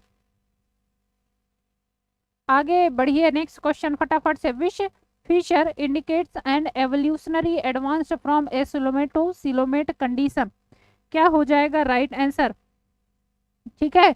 तो बिल्कुल यहाँ पर भी आपका ऑप्शन हो जाएगा development of mesoderm and body cavity lined by it, क्यों, क्योंकि इसी से तो डेवलप हो रही है ना, सीलोमेट कंडीशन में ही तो ये डेवलप हो रही है। और किससे डेवलप होती है? तो ये मीजोडर्म से निकलती है ना। एक्चुअल सीलोम किससे डेवलप होता है? तो बताएंगे कि ये डेवलप होता है मीजोडर्म से, ऑप्शन बी। चलिए नेक्स्ट क्वेश्चन देखते हैं। अगला क्वेश्चन है, विच basis separate cnidarian from Porifera. Cnidarians को कौन से पोरीफेरा से अलग करने का, हाँ मैम आज क्या चक्कर है? या तो ऑप्शन है या फिर बी मोस्टली। अरे तो भैया पढ़ लो, तुमको मतलब क्या है? मतलब अब मैम क्या करें, मैम क्या करें बताओ? मैम क्या करें? तुम लोग का उद्देश्य क्या है? रिवीजन करना है ना। मैम क्या करें? अब ऑप्शन मैच हो रहे हैं, क्लियरली मैच है, क्वेश्चन मैच हो जा रहे हैं, तो मैम क्या करें? आराम चाहिए नहीं, मतलब अगर आसानी से चीजें मिल जा रही हैं तो उसका कोई महत्व ही नहीं है, हैं? बताएंगे भैया, पढ़ो रिवीजन करो, वही आधार है आपका। चलो, कौन सा आधार निडेरिया और पोरीफेरा को अलग करता है? पहला दिया है presence of coenocytes, B option दिया है presence of true tissues and mouth anus differentiation, तीसरा दिया है स्पिक्यूल्स या फिर वाटर कैनाल सिस्टम। आज हुआ यूं कि मुझे क्या था, मुझे था कि मैं पोल लगाऊंगी, है ना, जो मैं अभी कर रही थी कि पोल लगाएंगे, और सभी ऑप्शन, इसलिए मैंने आज ज़्यादातर आंसर बी टिक कर दिया है, ताकि सभी लोग पोल वाले उसमें आ जाएं और सभी लोग ऐसे बताएं कि हाँ मैम हम बी के साथ हैं, है ना, और 7 करोड़ वाला प्राइज जीत जाएं। तो इसीलिए क्या है, इसीलिए क्या है, आज मैंने सारे के सारे ऑप्शन बी रखे हैं। चलो, तो इसमें भी आपका क्या हो जाएगा? ऑप्शन बी हो जाएगा राइट आंसर। कोई डाउट नहीं होना चाहिए, है ना। Presence of true tissue and mouth anus differentiation, ये सारे के सारे सोर्स करते हैं निडेरियंस को पोरीफेरा से अलग करने के लिए। ऑप्शन बी हो जाएगा राइट आंसर। मैम जी याद नहीं होता, ये क्या करें? आइडिया बता दो मैम, जैसे पढ़ रहे हैं वैसे पढ़ते रहिए, यही आइडिया है। चलो भैया नेक्स्ट क्वेश्चन देखते हैं। अगला question again budding, regeneration, parthenogenesis और क्या है बाइनरी फिजन, ये भी क्या है मैच है आपका, तो इसमें भी ज्यादा दिमाग लगाना नहीं है। हाइड्रा आपको देखने को मिलता है, हाइड्रा में क्या है मैम, गेम खेल रही हैं, अभी बताते हैं आप लोग को, अभी बताते हैं। रीजनरेशन प्लानेरिया में देखने को मिलता है ना, हाई रिजनरेशन पावर होती है प्लानेरिया में। अगर इसको क्या है, इसको एक पार्ट में कट कर दिया जाए तो ये अलग अलग पार्ट वापस से रिजनरेट होकर एक पूरी की पूरी नई बॉडी बना लेता है। पार्थिनोजेनेसिस आपको हनी बी में देखने को मिलता है। पार्थिनोजेनेसिस का मतलब है विदाउट फर्टिलाइजेशन, जब क्या हो रहा है, जब जीव का निर्माण हो रहा है। And binary fission no doubt आपको कहाँ पर, अमीबा में देखने को मिलता है ना। बाइनरी फिजन में भी ऐसा होता है कि अगर 2 पार्ट में ये डिवाइड हो गया तो ये अगेन क्या होगा, बताएंगे कि ये अलग अलग पार्ट वापस से रिजनरेट करके एक पूरा का पूरा जीव बना लेते हैं। चलो भैया अब बताओ क्या होगा यहाँ पर राइट आंसर, ठीक है। चलो क्या होगा यहाँ पर राइट आंसर? ए के लिए सेकंड, बी के लिए सॉरी, ए के लिए फर्स्ट, बी के लिए सेकंड, सी के लिए थर्ड एंड डी के लिए फोर्थ ऑप्शन। चलो यहाँ पर आपका मैचिंग वाले में तो चेंज हो गया, मैचिंग वाले में ऑप्शन आपका बी यहाँ पर राइट आंसर है। आगे बढ़ते हैं नेक्स्ट क्वेश्चन में। Animals with notochord at any stage are placed under, आ जाओ। जिन जीवों में किसी स्तर पर नोटोकॉर्ड होता है वो किस में रखे गए हैं? नॉन कॉर्डेटा के अंतर्गत, कॉर्डेटा के अंतर्गत, हेमीकॉर्डेटा में या फिर प्रोटोजोआ में?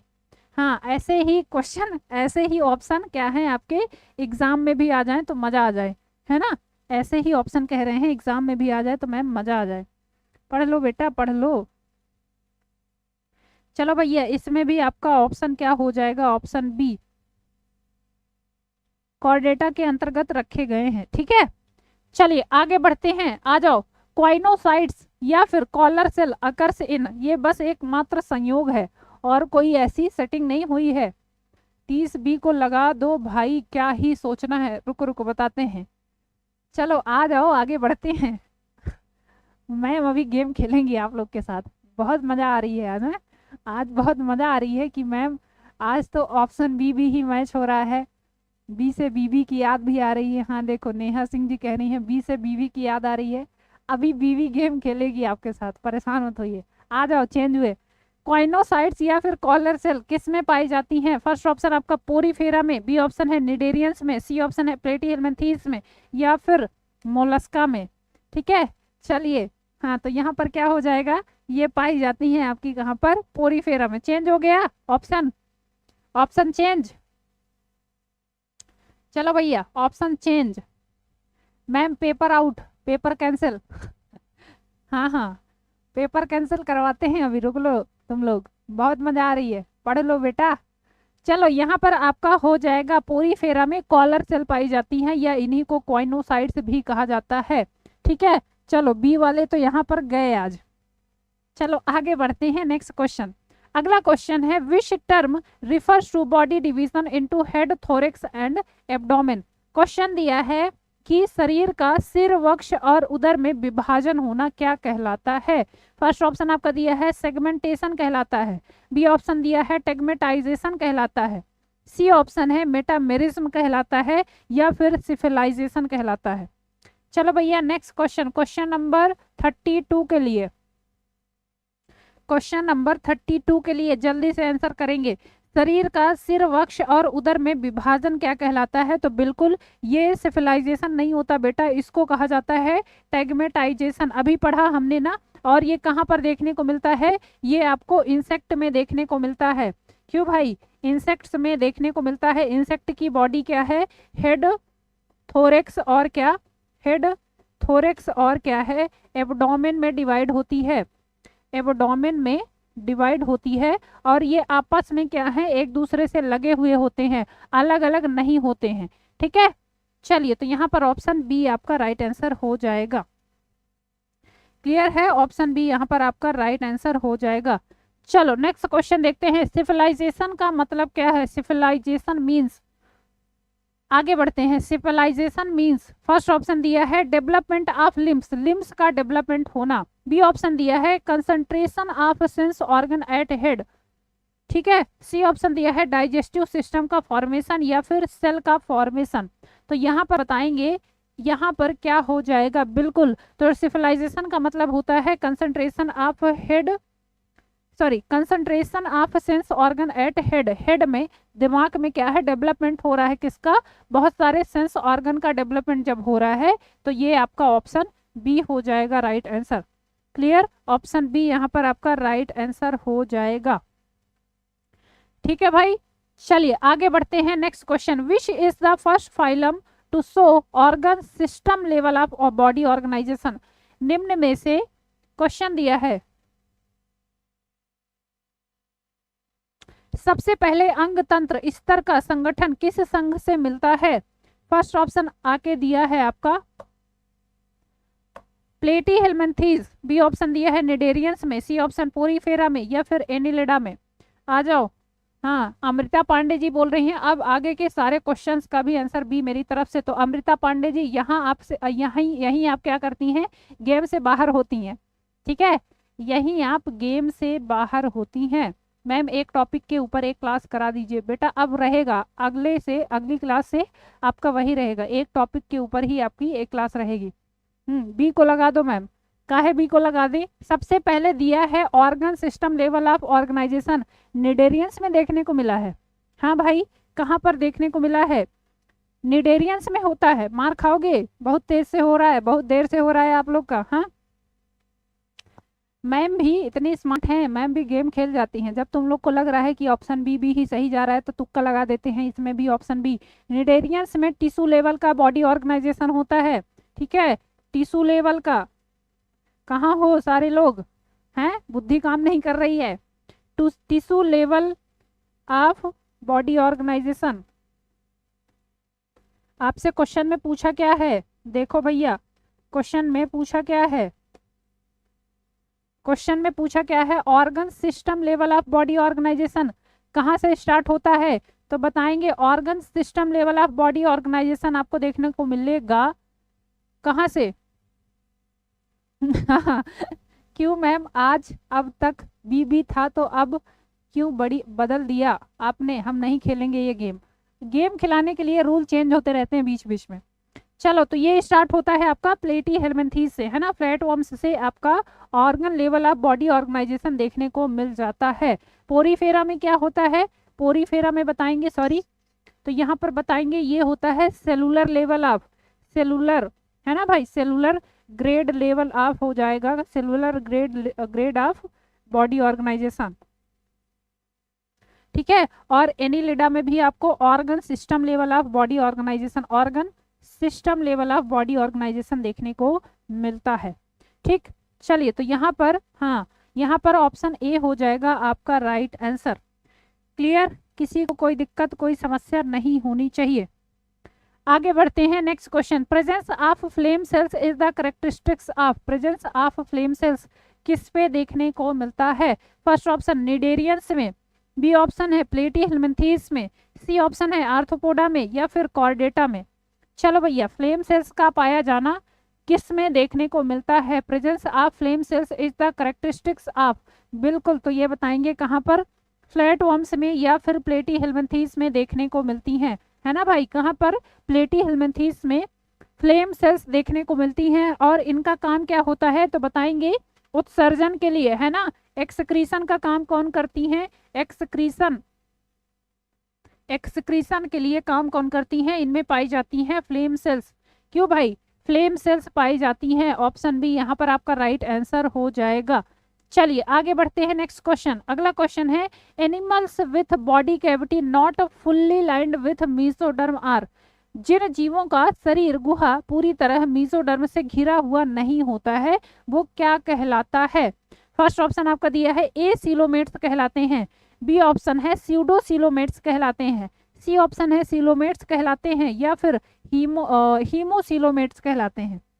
चलो नेक्स्ट क्वेश्चन, जिन जीवों का शरीर गुहा पूरी तरह से मेसोडर्म से घिरा हुआ नहीं होता है तो वो क्या कहलाता है? बिल्कुल, वो कहलाता है स्यूडोसीलोमेट्स एनिमल्स। एग्जाम्पल की बात करेंगे, फटाफट से बताइए, एग्जाम्पल आपका हो जाएगा जैसे कि एस्केरिस की बात कर लें। क्यों भाई, एस्केरिस में आपको जिसको राउंड वर्म कहा जाता है उनमें जो सीलोम होता है वो स्यूडोसीलोम कहलाता है, ऑप्शन बी हो जाएगा यहाँ पर आपका राइट आंसर। चलिए नेक्स्ट क्वेश्चन है, animals with hard calcium carbonate exoskeleton belongs to, calcium carbonate के कठोर बाह्य कंकाल वाले जीव किस संघ में होते हैं? ठीक है, चलिए, कैल्शियम कार्बोनेट के कठोर बाह्य कंकाल वाले जीव किस संघ में होते हैं? बाहर से क्या है, इनमें क्या आपको देखने को मिलेगा, कैल्शियम कार्बोनेट का एक पूरा का पूरा बाहर से आवरण होता है। इकाइनोडर्मेटा में होते हैं, आर्थ्रोपोडा, मोलस्का, या फिर कॉर्डेटा। नेक्स्ट क्वेश्चन फटाफट से बताएंगे जल्दी से, ठीक है, जल्दी से बताएंगे। क्वेश्चन नंबर क्या है आपका 37, animals with hard calcium carbonate exoskeleton belongs to. चलो भैया, तो बिल्कुल ये बताएंगे, ये बिलोंग करते हैं मोलस्का में, और मोलस्का में ये जो बाहर की खोल होती है ना, इसको क्या कहते हैं, मेंटल कह लेते हैं, मेंटल, मेंटल, वही वाले मेंटल जो आप लोग हो सारे, है ना। और ये क्या, खोल, खोल इसी को कहा जाता है जो कि बनी होती है क्या, कैल्शियम कार्बोनेट की। क्लियर, किसकी बनी होती है, तो बताएंगे ये बनी होती है कैल्शियम कार्बोनेट की बनी हुई होती है। क्यों भाई, ऑप्शन यहाँ पर आपका सी हो जाएगा राइट आंसर, बिल्कुल ऑप्शन सी हो जाएगा राइट आंसर। सेल, सेल कह लीजिए या फिर मेंटल कह लीजिए, ऑप्शन आपका सी हो जाएगा, खोल। क्लियर, चलो आगे बढ़ते हैं। Next question, which phylum lakhs circulatory and respiratory system, किस संघ में परिसंचरण और श्वसन तंत्र नहीं मिलता है? चलो भैया next question, which phylum lakhs respiratory and circulatory system. First option आपका दिया है निडेरियंस में, बी ऑप्शन है प्लेटी हेलमिंथीज में, सी ऑप्शन है आर्थ्रोपोडा में, या फिर एनिलिडा में। चलो भैया, सर्कुलेटरी एंड रेस्पिरेटरी सिस्टम किसमें एब्सेंट होता है? चलिए यहाँ पर क्या होगा राइट आंसर, यहाँ पर क्या होगा राइट आंसर, तो बताएंगे ये हो जाएगा कहाँ पर, प्लेटी हेलमिंथीज में, है ना भाई, प्लेटी हेलमिंथीज में। अगेन यहाँ पर इनमें जो क्या कहेंगे श्वसन होता है वो बॉडी कैविटी से, मॉइस्ट स्किन होती है उसी से क्या करते हैं, उसी से ये गैसों का आदान प्रदान करते हैं। क्लियर, चलिए नेक्स्ट क्वेश्चन देखते हैं। अगला क्वेश्चन देखिए, animal exhibiting water canal system belongs to, water canal system किसमें पाया जाता है? ठीक है, फर्स्ट ऑप्शन आपका दिया है पोरीफेरा में, बी ऑप्शन है निडेरिया में, सी ऑप्शन एनिलिडा में, या फिर आर्थ्रोपोडा में। चलिए भाई नेक्स्ट क्वेश्चन। अगले क्वेश्चन में animals exhibiting water canal system belongs to, water canal system पाया जाता है, बिल्कुल ये पाया जाता है स्पंजेस में, ये कह लीजिए पोरीफेरा में। ऑप्शन ए हो जाएगा राइट आंसर। क्लियर, कोई दिक्कत नहीं होनी चाहिए। चलिए next question, the body cavity of Arthropoda is called as, arthropods की बॉडी कैविटी क्या कहलाती है? हीमोसील कहलाती है, सीलोम कहलाती है, स्यूडोसील कहलाती है, या फिर ब्लास्टोसील कहलाती है? चलो भैया नेक्स्ट क्वेश्चन, आर्थ्रोपोड्स की जो शारीरिक गुहा है वो क्या कहलाती है? आर्थ्रोपोड्स में आपने पढ़ा है इनमें क्या होता है, ओपन टाइप का ब्लड वेस्कुलर सिस्टम होता है, open blood vascular system, open blood vascular system पाया जाता है ना, खुला परिसंचरण तंत्र।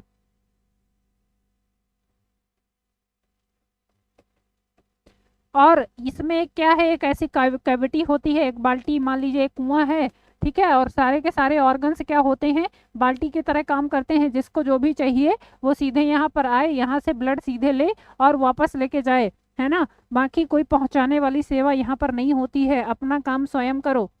ये कहलाती है हीमोसील। क्यों भाई हीमोसील कहलाती है? ऑप्शन ए हो जाएगा यहाँ पर राइट आंसर।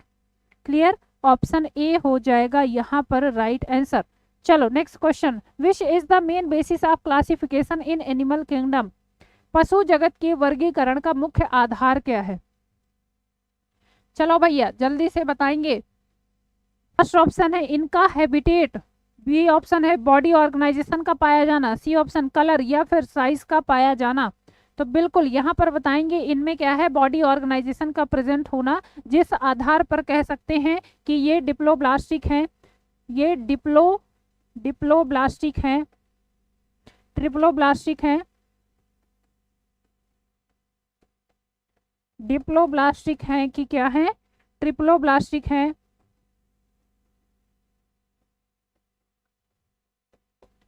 ये क्या है, ये जर्म लेयर के आधार पे बताते हैं, है ना भाई। ये क्या हो जाएगा, जर्म लेयर के आधार पे, जर्म लेयर के आधार पे। बॉडी ऑर्गेनाइजेशन का मतलब है कि इनमें क्या है, सेलुलर लेवल का, सेलुलर लेवल का, उसके बाद क्या है, सेलुलर के बाद आएगा टिश्यू लेवल का, टिश्यू लेवल का, देन आएगा आपका ऑर्गन लेवल का, और उसके बाद आता है ऑर्गन सिस्टम लेवल का। क्यों भाई, ऑर्गन सिस्टम लेवल का बॉडी ऑर्गेनाइजेशन। तो ये बताएंगे बॉडी ऑर्गेनाइजेशन ही मेन बेसिस है, जिसके आधार पर इनको अलग अलग क्या है, अलग अलग ग्रुप में बांटा गया है। जैसे कि सेलुलर की बात करते हो, पोरीफेरा में आपको ये देखने को मिलता है, पोरीफेरा में ये आपको देखने को मिलती है। उसके बाद टिश्यू लेवल का बॉडी ऑर्गेनाइजेशन आप सीलेंट्रेट्स में पढ़ते हो, ऑर्गन लेवल का बॉडी ऑर्गेनाइजेशन फ्लैटवर्म्स में पढ़ते हैं, और उसके बाद एसके हेलमिंथीज से आप ऑर्गन सिस्टम लेवल का बॉडी ऑर्गेनाइजेशन पढ़ते हो, सारे के सारे आगे आने वाले जीवों में। क्लियर, तो यही मेन बेसिस हो जाएगा यहाँ पर। चलिए आगे बढ़ते हैं, next question, which shows complete digestive system first in evolution, विकास क्रम में पहली बार पूर्ण पाचन तंत्र किसमें देखने को मिला है? ठीक है, चलिए फर्स्ट ऑप्शन आपका दिया है निडेरियंस में, बी ऑप्शन है पोरीफेरा में, सी ऑप्शन है निमेटोडा में, या फिर प्लेटीहेल्मिन्थीज में। सबसे पहले जो कंप्लीट डाइजेस्टिव सिस्टम देखने को मिला है वो कहां पर देखने को मिला है? चलो भैया जल्दी से बता दो क्या होगा क्वेश्चन नंबर 43 के लिए, क्वेश्चन नंबर 42 के लिए, क्वेश्चन नंबर 42 के लिए। हाँ कुछ लोग अभी भी बी बता रहे हैं, बीबी वालों। चलो भैया चलिए क्या हो जाएगा, तो सबसे पहले विकास क्रम में सबसे पहले अगर देखा जाए पूर्ण पाचन तंत्र जो आपको देखने को मिलता है वो मिलता है निमेटोडा में, या फिर कह लीजिए एस्के हेलमिन्थीज के मेंबर्स में। क्यों भाई, है ना, जैसे कि बात कर लो एस्केरिस में, एस्केरिस जिसको राउंड वर्म कहा जाता है, यहाँ पर आपको सबसे पहले पूर्ण रूप का पाचन तंत्र देखने को मिलता है, या कह सकते हैं कंप्लीट डाइजेस्टिव सिस्टम, जिसमें एनस भी आपको मिलेगा और माउथ, दोनों अलग अलग ओपनिंग देखने को मिलती हैं। ठीक, तो ये ऑप्शन आपका सी हो जाएगा राइट आंसर। चलिए आगे बढ़ते हैं next question. Which is a characteristics unique to animals. कौन सी विशेषता केवल जानवरों में पाई जाती है? फर्स्ट ऑप्शन है मोटिलिटी का पाया जाना, बी ऑप्शन सेल वॉल का पाया जाना, सी ऑप्शन है ऑटोट्रोपिज्म का पाया जाना, या फिर क्लोरोप्लास्ट का पाया जाना। चलिए भाई ये फटाफट से बताएंगे नेक्स्ट क्वेश्चन। ठीक, next question. Which is the characteristic unique in animals. Animals में कौन सी विशेषता पाई जाती है? तो भैया एनिमल्स क्या करते हैं, एक जगह से दूसरे जगह चलते फिरते रहते हैं, है ना। मोटिलिटी इनमें देखने को मिलती है, जबकि पौधों में आप क्या है जड़ता देखते हो, वो मूव नहीं करते हैं, वो एक ही जगह पर लगे हुए रहते हैं, है ना। सेल वॉल तो बिल्कुल नहीं पाई जाती है, किसी भी एनिमल सेल में सेल वॉल नहीं पाई जाती है। ये प्लांट सेल में आपको तीनों कैरेक्टर आपको प्लांट सेल के देखने को मिल जाएंगे। ऑटोट्रोपिज्म भी नहीं होते हैं। एनिमल्स सारे के सारे अपने फूड के लिए दूसरों पर निर्भर होते हैं। जैसे यहाँ पर सारे जो हैं वो सब निर्भर हैं कहाँ पर, तो कहेंगे फूड बनाकर कौन देंगी, मम्मी देंगी, है ना। तो आप क्या है हेट्रोट्रोपिज्म हो गए और मम्मी पे निर्भर हैं कि मम्मी क्या करेंगी, फूड बना के देंगी। क्लोरोप्लास्ट भी आपको प्लांट सेल में ही देखने को मिलता है। ठीक भाई, चलिए तो यहाँ पर मोटिलिटी हो जाएगा, कौन सी विशेषता केवल और केवल आपको देखने को मिलेगी एनिमल्स में। बिल्कुल, तो ये कहेंगे कि एक जगह से मूव कर रहे हैं दूसरे जगह पर, ये आपको केवल और केवल एनिमल्स में देखने को मिलता है। ठीक है, चलिए आगे बढ़े next question. The gastrula stage is important because. दिया है कि गैस्ट्रुला अवस्था क्यों महत्वपूर्ण है। क्यों? क्योंकि यहाँ पर जर्म लेयर का फॉर्मेशन होता है, फर्टिलाइजेशन होता है, जाइगोट डिवाइड्स होता है, या फिर सेल इज फॉर्म्ड। यहाँ पर सेल का बनना होता है, मैं खुद से बनाते हैं। अच्छा, ऑटोट्रोपिज्म में तब भी नहीं आते आप लोग, खुद से बनाते हैं तब भी बड़े हो गए हैं। नहीं मैम, खुद बनाना पड़ता है। अच्छा सत्यम पटेल जी, हाँ ये बड़ा दुख है ना भैया। चलो क्वेश्चन नंबर 44 के लिए बताएंगे। The gastrula stage is important because. Gastrula अवस्था क्यों महत्वपूर्ण है? चलिए तो क्यों महत्वपूर्ण है, क्यों? क्योंकि यहाँ पर सारे के सारे जर्म लेयर का फॉर्मेशन होता है और तीनों जर्म लेयर बनती हैं, एक्टोडर्म, मेसोडर्म और एंडोडर्म। ये कहाँ पर बनती हैं तो बताएंगे कि गैस्ट्रुला स्टेज में ही देखने को मिलती हैं। ऑप्शन आपका ए हो जाएगा बिल्कुल राइट आंसर। ठीक है, चलो नेक्स्ट क्वेश्चन देखते हैं। Which among the following is not a fundamental basis for animal classification. निम्न में से कौन पशु वर्गीकरण का मूल आधार नहीं है? ठीक है, फर्स्ट ऑप्शन हेट्रोट्रॉप्स हैं हम लोग, बिल्कुल सारे के सारे हेट्रोट्रॉप्स हैं। क्यों भैया, सारे के सारे हेट्रोट्रॉप्स ही तो हो आप लोग, है ना। ये बड़ा दुख है, बेचारे क्या कह रहे हैं कि मैम हमको खुद बनाना पड़ रहा है, बड़ा कष्ट है ना, बड़ा कष्ट है इस चीज को लेके।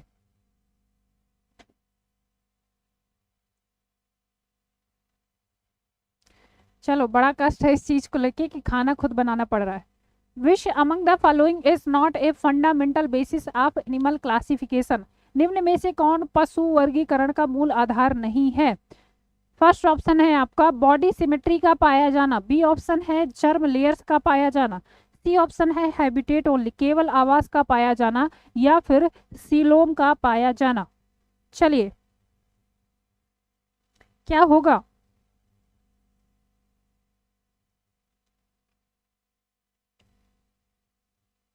चलो भैया, शादी भी नहीं हो रही है बिना जॉब के मैम। हाँ तो बिना जॉब के शादी होगी भी नहीं इसीलिए हो रहा है। पढ़ाई कर लो, उसके बाद बढ़िया से दहेज मिलेगा और शादी भी हो जाएगी। पवन कुमार जी, हो जाएगी शादी, पढ़ लो पहले, नौकरी ले लो, उसके बाद फिर क्या होगा, उसके बाद आपकी बढ़िया से शादी हो जाएगी सुंदर कन्या से, है ना। क्यों भाई, और कोई दिक्कत नहीं है, इतना क्यों परेशान हो रहे हैं, इतनी कोई बड़ी बात थोड़े है खाना बनाना। इंग्लिश में एक चीज कही जाती है कि लाइफ बहुत छोटी है, क्यों इतना स्ट्रेस लेना है। क्यों भाई, लाइफ छोटी है, एंजॉय करो, खाओ बनाओ। क्यों, सही बात है ना। दो लाइन है कि ख्वाहिशों के बोझ तले तू क्या कर रहा है, ख्वाहिशों के बोझ तले तू क्या कर रहा है, इतना तो जीना भी नहीं है जितना रोज मर रहा है ना भाई, इतना तो जीना भी नहीं है जितना रोजमर्रा है।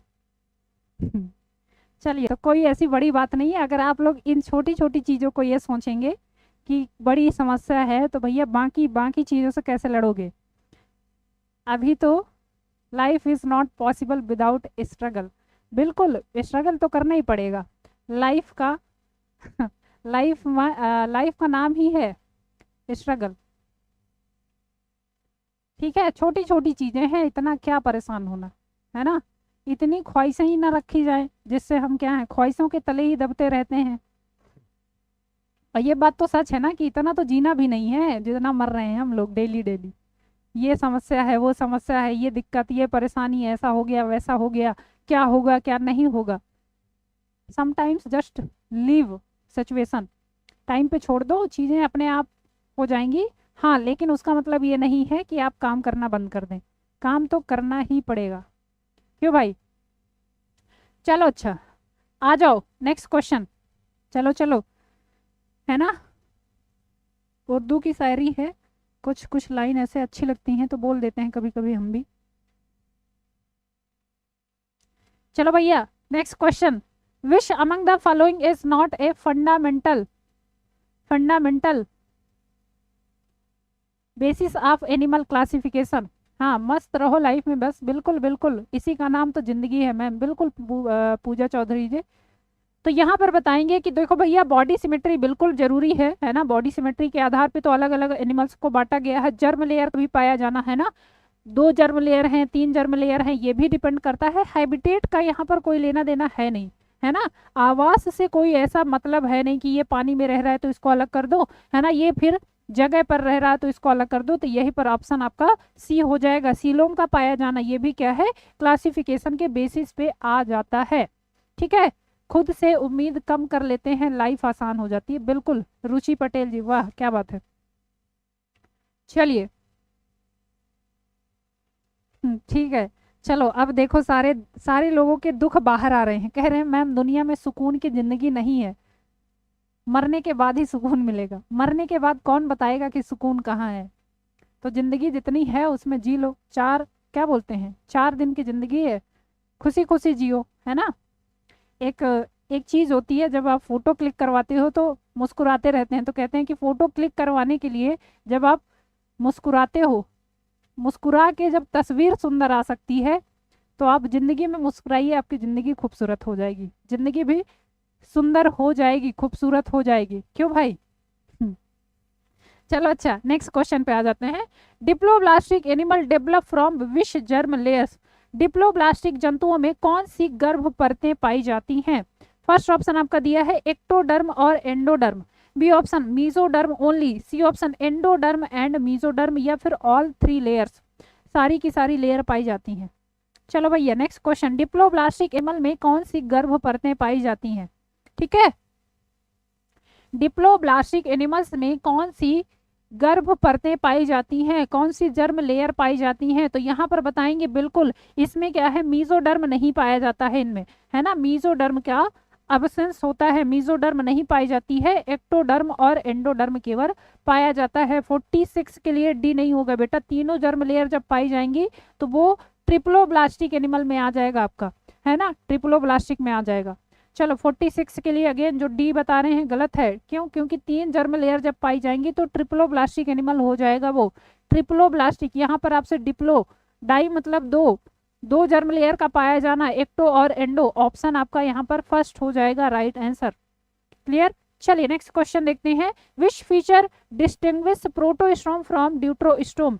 कौन सी विशेषता प्रोटोस्टोम और ड्यूट्रोस्टोम को अलग करती है। आ जाइए भैया, कौन सी विशेषता क्या है प्रोटोस्टोम और ड्यूट्रोस्टोम को अलग करती है। फर्स्ट ऑप्शन आपका दिया है type of coelom, B option है fate of blastopore, C option है सिमेट्री का पाया जाना, या फिर सेगमेंटेशन का पाया जाना। मैम एलटी में कितने नंबर पर पास माना जाएगा। बेटा अभी उसकी कोई ऐसी गारंटी नहीं है, और उसकी तो मेरिट बनती है ना। आपका एलटी का जो फर्स्ट पेपर होता है वो बताया जाएगा, वो हम कैसे बताएं, आयोग को पता होगा, हमें कैसे पता होगा, है ना।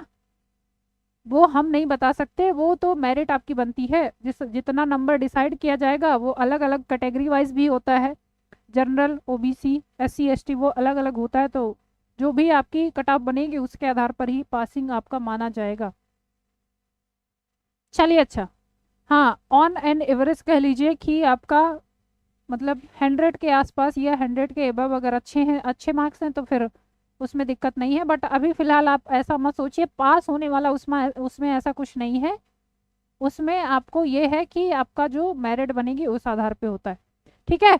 चलिए अच्छा, यहाँ पर क्या हो जाएगा, प्रोटोस्ट्रोम और ड्यूट्रोस्ट्रोम को कौन अलग करता है, तो ब्लास्टोपोर का भाग्य, भाग्य नहीं कह सकते है ना, ब्लास्टोपोर से अगर कह सकते हैं पहले माउथ बन रहा है तो वहां पर बताएंगे पहले माउथ बन रहा है तो प्रोटोस्ट्रोम, और यदि ब्लास्टोपोर से सबसे पहले क्या है एनस बन रहा है तो वो ड्यूट्रोस्ट्रोम में आ जाएगा, ठीक है। चलिए तो यहाँ पर ऑप्शन आपका बी हो जाएगा राइट आंसर। हमें नहीं पता है एग्जैक्टली कि 2018 में कितनी मेरिट गई थी, एग्जैक्टली मुझे नंबर नहीं याद है अभी, ठीक है भाई। चलिए अच्छा, यहाँ पर ऑप्शन आपका बी हो जाएगा राइट आंसर। बढ़ते हैं नेक्स्ट क्वेश्चन में। Which of this following shows radial symmetry as adult but bilateral symmetry in larva. चलो अच्छा, नेक्स्ट क्वेश्चन, क्वेश्चन नंबर 47 के लिए। निडेरियंस में ऐसा देखने को मिलता है, इकाइनोडर्मेटा में ऐसा देखने को मिलता है, मोलस्का में ऐसा देखने को मिलता है, या फिर प्लेटीहेल्मिन्थीस में ऐसा देखने को मिलता है, ठीक है। फर्स्ट ऑप्शन आपका दिया है निडेरियंस, बी ऑप्शन आपका इकाइनोडर्मेटा, सी ऑप्शन आपका मोलस्का, या फिर प्लेटीहेल्मिन्थीस। कह रहा है कि कौन सा समूह वयस्क अवस्था में रेडियल सिमेट्री दिखाता है लेकिन द्विपार्श्वीय सममिति दिखाता है जब ये लार्वल कंडीशन में होता है। ये क्वेश्चन बहुत पूछा जाता है ना। लार्वल कंडीशन में इसका जो सिमेट्री होती है वो बाइलेटरल सिमेट्री होती है, लेकिन जैसे ही ये कन्वर्ट होता है किसमें, एडल्ट में, रेडियल सिमेट्री आ जाती है। और ये आपको देखने को मिलता है कहाँ पर, इकाइनोडर्मेटा के अंतर्गत। जैसे कि एग्जाम्पल की बात कर ले, स्टार फिश आपका हो गया है ना भाई। स्टार फिश में आप देखते हो जब क्या है, जब ये एडल्ट में होता है तो रेडियल सिमेट्री दिखाएगा, है ना। 5 ऐसे क्या है, 5 इसमें आर्म ऐसा आपको देखने को मिलेंगी। इसको कहीं से भी आप काट रहे हो मान लो तो ये इक्वल हाफ्स में डिवाइड होगा, कहीं से भी इसमें अगर किसी पार्ट से भी कट करोगे तो ये क्या है, इक्वल हाफ्स में डिवाइड होगा। ये कहलाती है रेडियल सिमेट्री। लेकिन जब ये लार्वल कंडीशन में है तो ऐसा नहीं होता, केवल और केवल एक ही प्लेन से ये क्या कर सकते हैं, कट कर सकते हैं, ठीक है। तो ये लार्वल कंडीशन में ध्यान रखेंगे, ठीक है भैया। चलो आगे बढ़ते हैं नेक्स्ट क्वेश्चन में। विच क्लीवेज टाइप इज करेक्टर अच्छा, विच क्लीवेज टाइप ऑफ करेक्टरली मोज़ेक या फिर डिटरमाइन कहेंगे, किस क्लीवेज प्रकार को सामान्यतः मोज़ेक कहा जाता है, डिटरमाइन टाइप का कहा जाता है। रेडियल क्लीवेज को, स्पाइरल क्लीवेज को, रोटेशनल क्लीवेज को, या फिर बाइलेटरल क्लीवेज को। चलो भैया नेक्स्ट क्वेश्चन आगे जल्दी से बताएंगे। हाँ बहुत बढ़िया धोनी जी, बिल्कुल ट्यूब फिट पाए जाते हैं इनमें, हाँ ट्यूब फिट पाए जाते हैं। वाटर वेस्कुलर सिस्टम पाया जाता है ना भाई। वाटर वेस्कुलर सिस्टम भी किसका करेक्टर होता है, तो बताएंगे कि इकाइनोडर्मेटा में देखने को मिलता है। वाटर केनाल सिस्टम पाया जाता है पोरीफेरा में, ठीक। चलिए अच्छा, नेक्स्ट क्वेश्चन देखते हैं। किस क्लीवेज को सामान्यतः क्या कहते हैं, मोज़ेक या फिर इसी को डिटरमिनेट के नाम से भी जाना जाता है। भैया बताएंगे फटाफट से। तो ये क्या कहलाता है, ये है स्पाइरल क्लीवेज। क्यों भाई, स्पाइरल क्लीवेज को ही क्या कहा जाता है, डिटरमिनेट, या फिर इसी को कह सकते हैं क्या, टाइप ऑफ मैनी प्रोटोस्टोम्स में ये जनरली देखने को मिलता है। ऑप्शन आपका यहाँ पर बी हो जाएगा, स्पाइरल क्लीवेज। क्लियर। चलिए आगे बढ़ते हैं next question. Enterocoely coelom formed as out pocketing of entero archenteron occurs in enterocoely दिया है। एंटेरोकोइली आर्केंट्रॉन की बाहरी झिल्ली से सिलोम बनाना किस में होता है।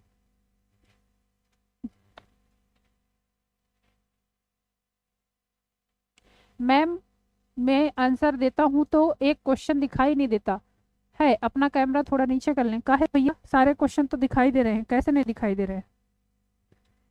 चलिए अच्छा, नेक्स्ट क्वेश्चन में आ जाइए। अगला क्वेश्चन पढ़ते हैं। एंटेरोकोइली जिसमें दिया है coelom formed as out packing of archenteron, ये कहाँ पर आपको देखने को मिलता है।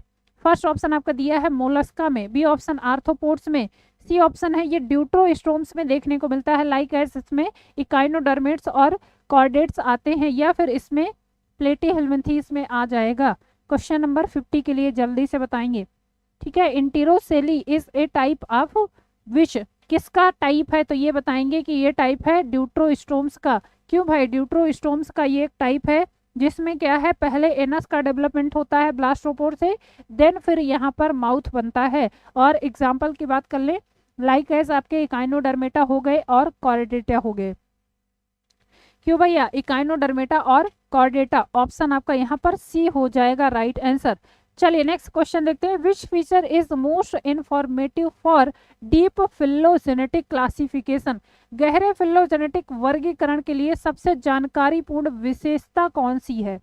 ठीक है, 100 क्वेश्चन 60 क्वेश्चन है बेटा आपके। चलिए रिद्धिमा जी 60 क्वेश्चन जितने आपके डेली रहते हैं क्लास में। फर्स्ट ऑप्शन दिया है कलर ऑफ ऑर्गेनाइजेशन, जीव का रंग मैटर करता है। बी ऑप्शन दिया है एम्ब्रियोनिक डेवलपमेंट पैटर्न, काहे बस करें भैया, कोई लोग कह रहे हैं बस करो मैम, नहीं मैम आज क्या है, मैम डेली जितने क्वेश्चन करवाती हैं उतने ही हैं, ज्यादा कहाँ है। चलो तीसरा ऑप्शन आपका दिया है हैबिटेट, आवास का पाया जाना या फिर फीडिंग हैबिट का पाया जाना, तो यहाँ पर बिल्कुल आपका हो जाएगा एम्ब्रियोनिक डेवलपमेंट का पाया जाना, यही क्या है फिलोजेनेटिक रिलेशनशिप को बताता है। ठीक, ऑप्शन आपका यहाँ पर बी हो जाएगा right answer. Clear, option B हो जाएगा राइट आंसर। चलिए नेक्स्ट क्वेश्चन है, which group shows radial cleavage during embryogenesis, embryogenesis के टाइम पर इनमें से कौन सा ग्रुप है जो कि क्या करवाता है, तो ये क्या करवाता है, क्लीवेज को शो करता है, वो भी कौन सा, रेडियल क्लीवेज। फर्स्ट ऑप्शन है मोलस्का में ऐसा देखने को मिलता है, बी ऑप्शन है एनिलिडा में देखने को मिलता है, सी ऑप्शन है यहाँ पर इकाइनोडर्मेटा को देखने को मिलता है, या फिर बताएंगे आर्थ्रोपोडा में देखने को मिलता है। चलो भैया फटाफट से बताएंगे क्या होगा यहाँ पर right answer. Which groups shows radial cleavage during embryogenesis, embryogenesis के टाइम पर किसमें रेडियल क्लीवेज देखने को मिलता है। ठीक है, चलो तो अगेन ये ड्यूट्रोस्टोम में देखने को मिलता है, लाइक एस इकाइनोडर्मेटा, और कह सकते हैं ऑप्शन आपका सी हो जाएगा यहाँ पर right answer. Clear, option C यहाँ पर आपका राइट आंसर हो जाएगा। चलिए नेक्स्ट क्वेश्चन देखते हैं, which is a taxonomically reliable character at phylum level, किसे फाइलम स्तर पर विश्वसनीय वर्गीकरण लक्षण माना गया है। फर्स्ट ऑप्शन आपका दिया है मोड ऑफ लोकोमोशन को, बी ऑप्शन है type of body cavity and origin को, सी ऑप्शन है सीलोम पैटर्न को, या फिर साइज पे। चलिए नेक्स्ट क्वेश्चन पे आ जाते हैं। अगला क्वेश्चन है, which is a taxonomically reliable character at phylum level, किसे फाइलम स्तर पर विश्वसनीय वर्गीकरण लक्षण माना गया है। ठीक है, तो यहाँ पर अगेन बिल्कुल ये हो जाएगा type of body cavity and origin, body cavity की ओरिजिन कैसी है और उसका क्या है टाइप क्या है ना भाई, ऑर्गेनाइजेशन कैसा है, इस चीज पर यह निर्भर करता है और इसी आधार पर अलग अलग फाइलम में इनको बांटा गया है। चलो नेक्स्ट क्वेश्चन है, the presence of mesoglea is significant as in classification of which group, mesoglea का पाया जाना किस क्लासिफिकेशन में देखने को मिलता है, पोरीफेरा में, निडेरियंस में, प्लेटीहेल्मिन्थीस में, या फिर निमेटोडा में। नेक्स्ट क्वेश्चन, मीजोग्लिया की उपस्थिति किस समूह के वर्गीकरण में महत्वपूर्ण है, पोरीफेरस में, निडेरियंस में, प्लेटीहेल्मिन्थीस में, या फिर निमेटोडा में, जल्दी से बताएंगे। चलो तो ये क्या हो जाएगा, ये पाया जाता है निडेरियंस में, और ये क्या है एक्टोडर्म और एंडोडर्म के बीच में जिलेटिनस सबस्टेंस पाया जाता है, एक्टोडर्म और एंडोडर्म के बीच में क्या है जिलेटिनस सबस्टेंस पाया जाता है, निडेरियंस में होता है सीलेंट्रेट्स में। ठीक है, ऑप्शन बी होगा, ऑप्शन बी मीजोग्लिया की उपस्थिति पाई जाती है आपके कहाँ पर, तो बताएंगे एक्टोडर्म और एंडोडर्म के बीच में निडेरियंस में पाई जाती है, ऑप्शन यहाँ पर बी हो जाएगा, ऑप्शन बी होगा।